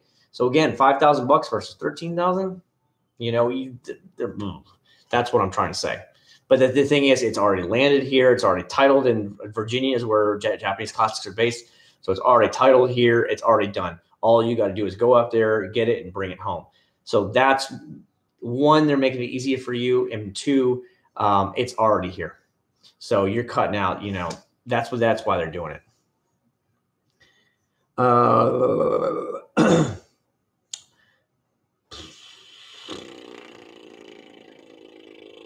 I know, Cody. I'm telling you, Cody. I've been researching this for everybody.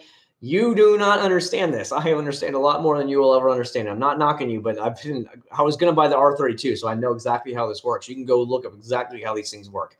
All they're doing is using their license to go to the auction and buy the car for you. And they charge you their fee to use the auction fee. They send it to the shipping boat. They send you all the paperwork next day or over to America or whatever it is. They send it like priority mail or something. They said over to America. So you have the paperwork, the title and everything in your hands, like a month or two before it even shows up. And then you just got to pick it up from the pier, pay the customs fee there, like the couple $100 for the customs fees. And you just go and pay the actual the fees over here at your DMV, and that's it. Done. You have to pay DMV fees when you go buy a used car anyways. If you bought one of my cars, you have to go and register it at the DMV where you get your new license plate. You're paying the same fees. That's all it is, man. No difference. You're just buying a car from Japan. That's it. No, honestly, you actually look at, they have auction sheets, Cody.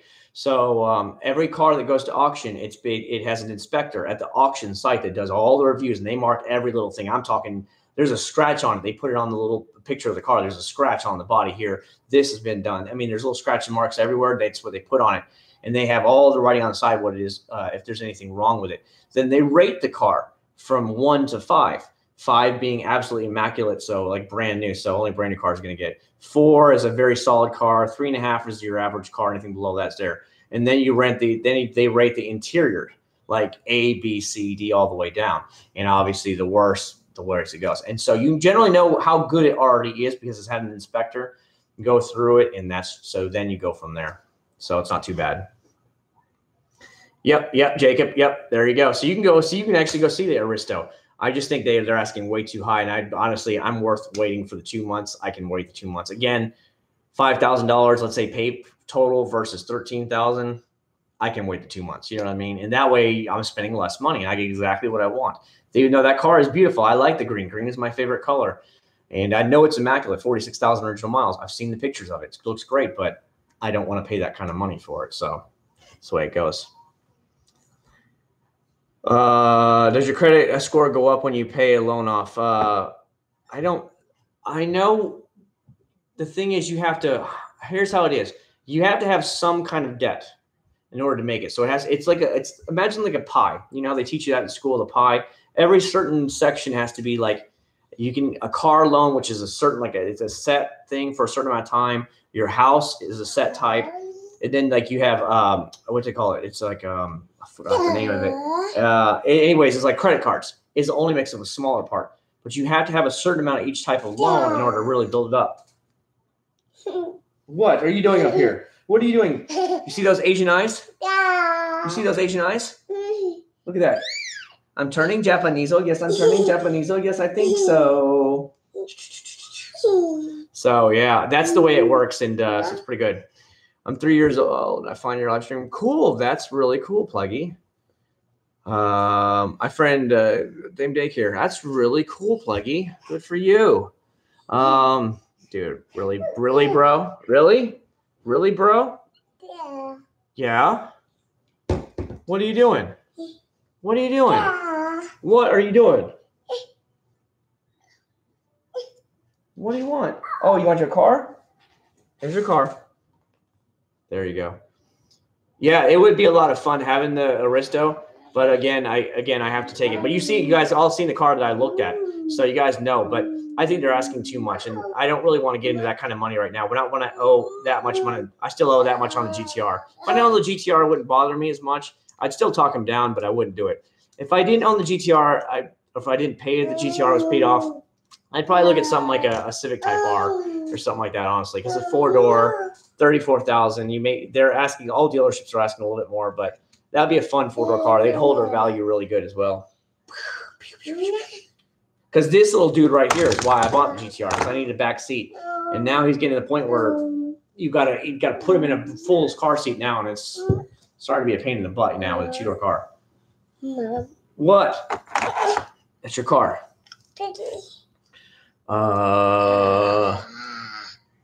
What did you smack him in the head with? Oh, it's like one of those washing things he brings it up here. He likes to bring stuff. As you can see, my upstairs little playroom here is all messy because of him. It's one of these things. You know, these little bath and body things that you wash yourself with. He likes to bring stuff up here. This is one of the things he brought up here. So this is what I'm hitting him with right now. I'm just messing with him. You know what I mean? It doesn't hurt, obviously. You know what these things are. It's a girly thing, guys. Don't worry about it.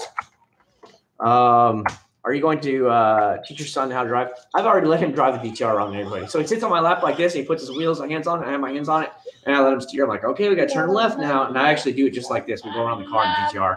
I've taken him on my little Honda Grom. I've taken him around the neighborhood. I have a helmet for him, so I put a helmet on him. It's funny putting a helmet on him. But it's pretty cool. I've taken him around the neighborhood on the Grom. It's pretty cool. When I had a loan on my car, my credit was higher, but after I paid it off, I went down.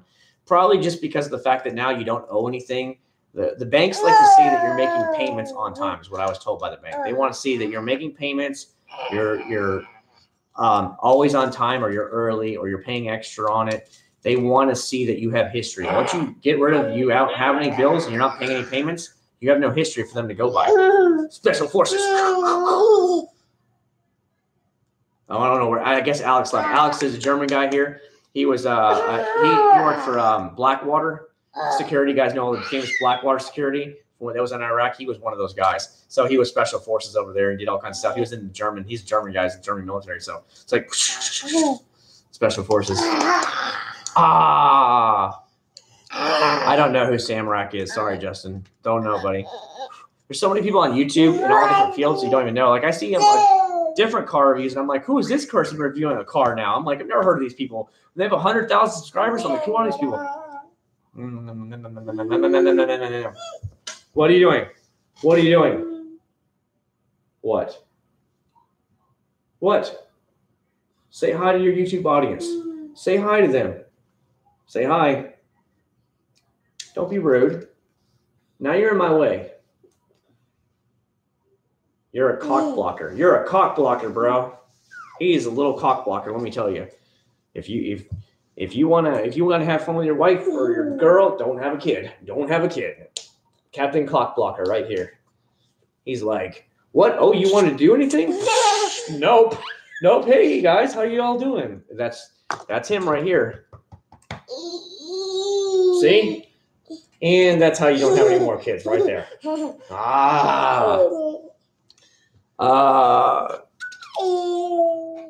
Here he builds cars and is on the infamous pizza car. Yeah, see, I don't know, brother. I watch his car reviews. I watch some video game things. I watch travel stuff.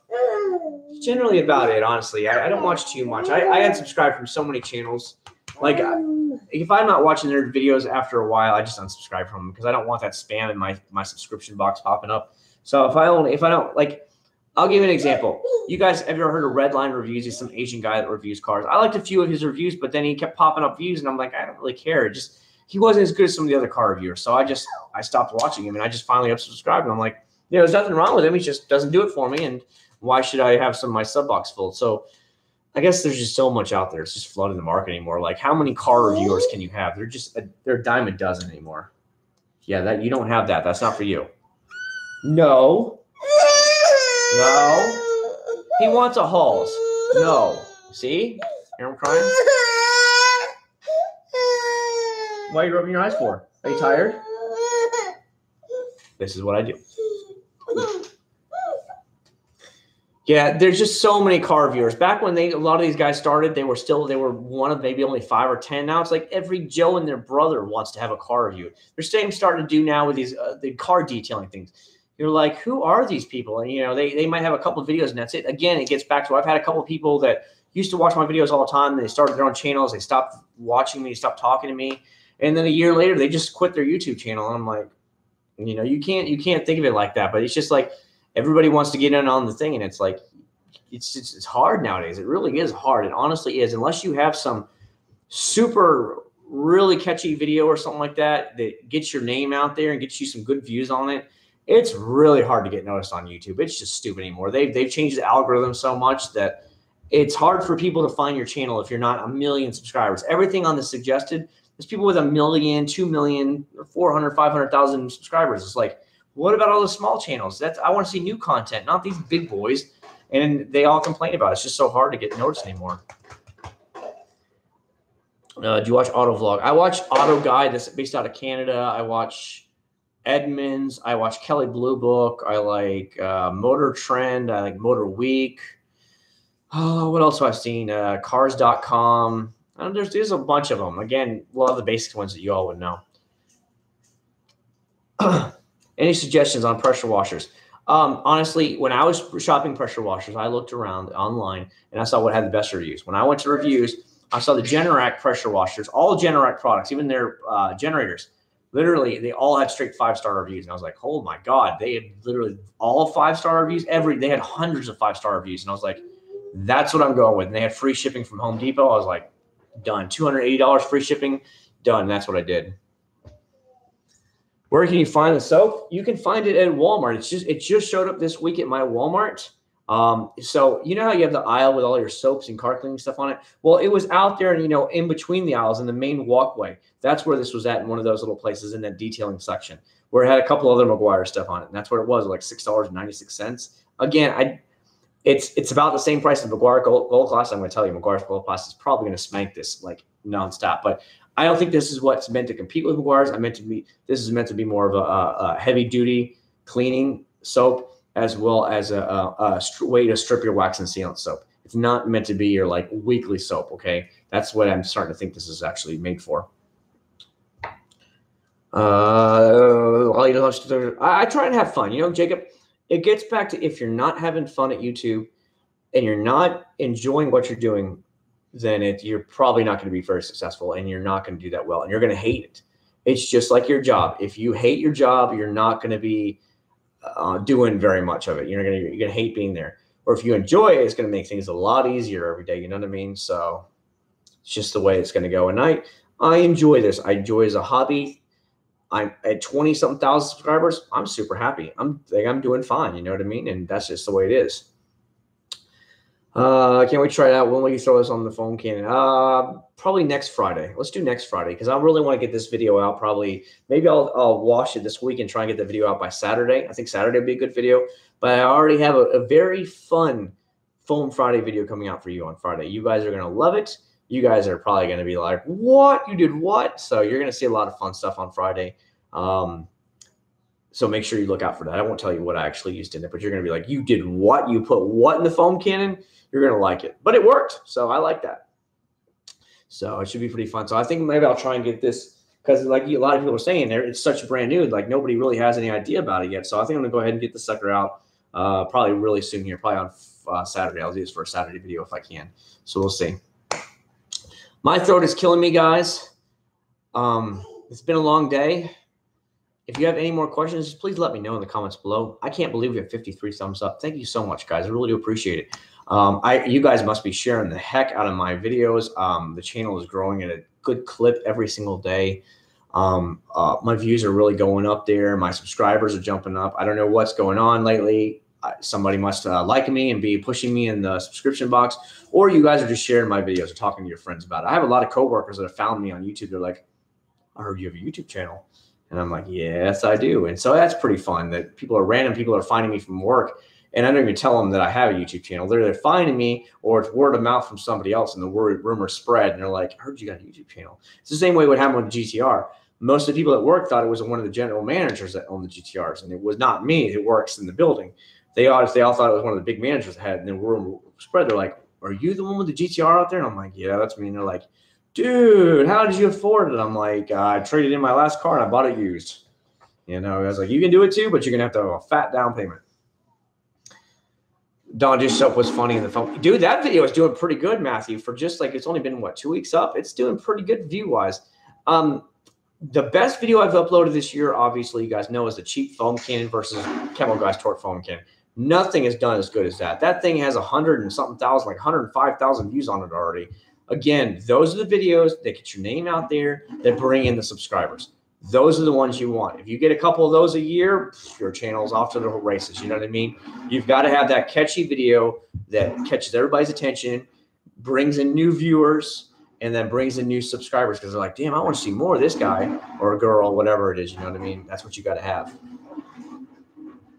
What the heck are you doing down there? My son is crazy. I'm telling you, my son is crazy. Just bought a second pocket before. What the heck do you have? You have a Halloween pumpkin. What do you have in the Halloween pumpkin? What do you got in there? He's got balls in there. You got balls, boy.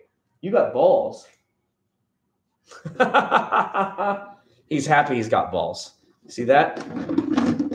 He literally has 2 golf balls in there. I found golf balls. These are golf balls in our backyard all the time. I find them in our backyard or in between our house all the time.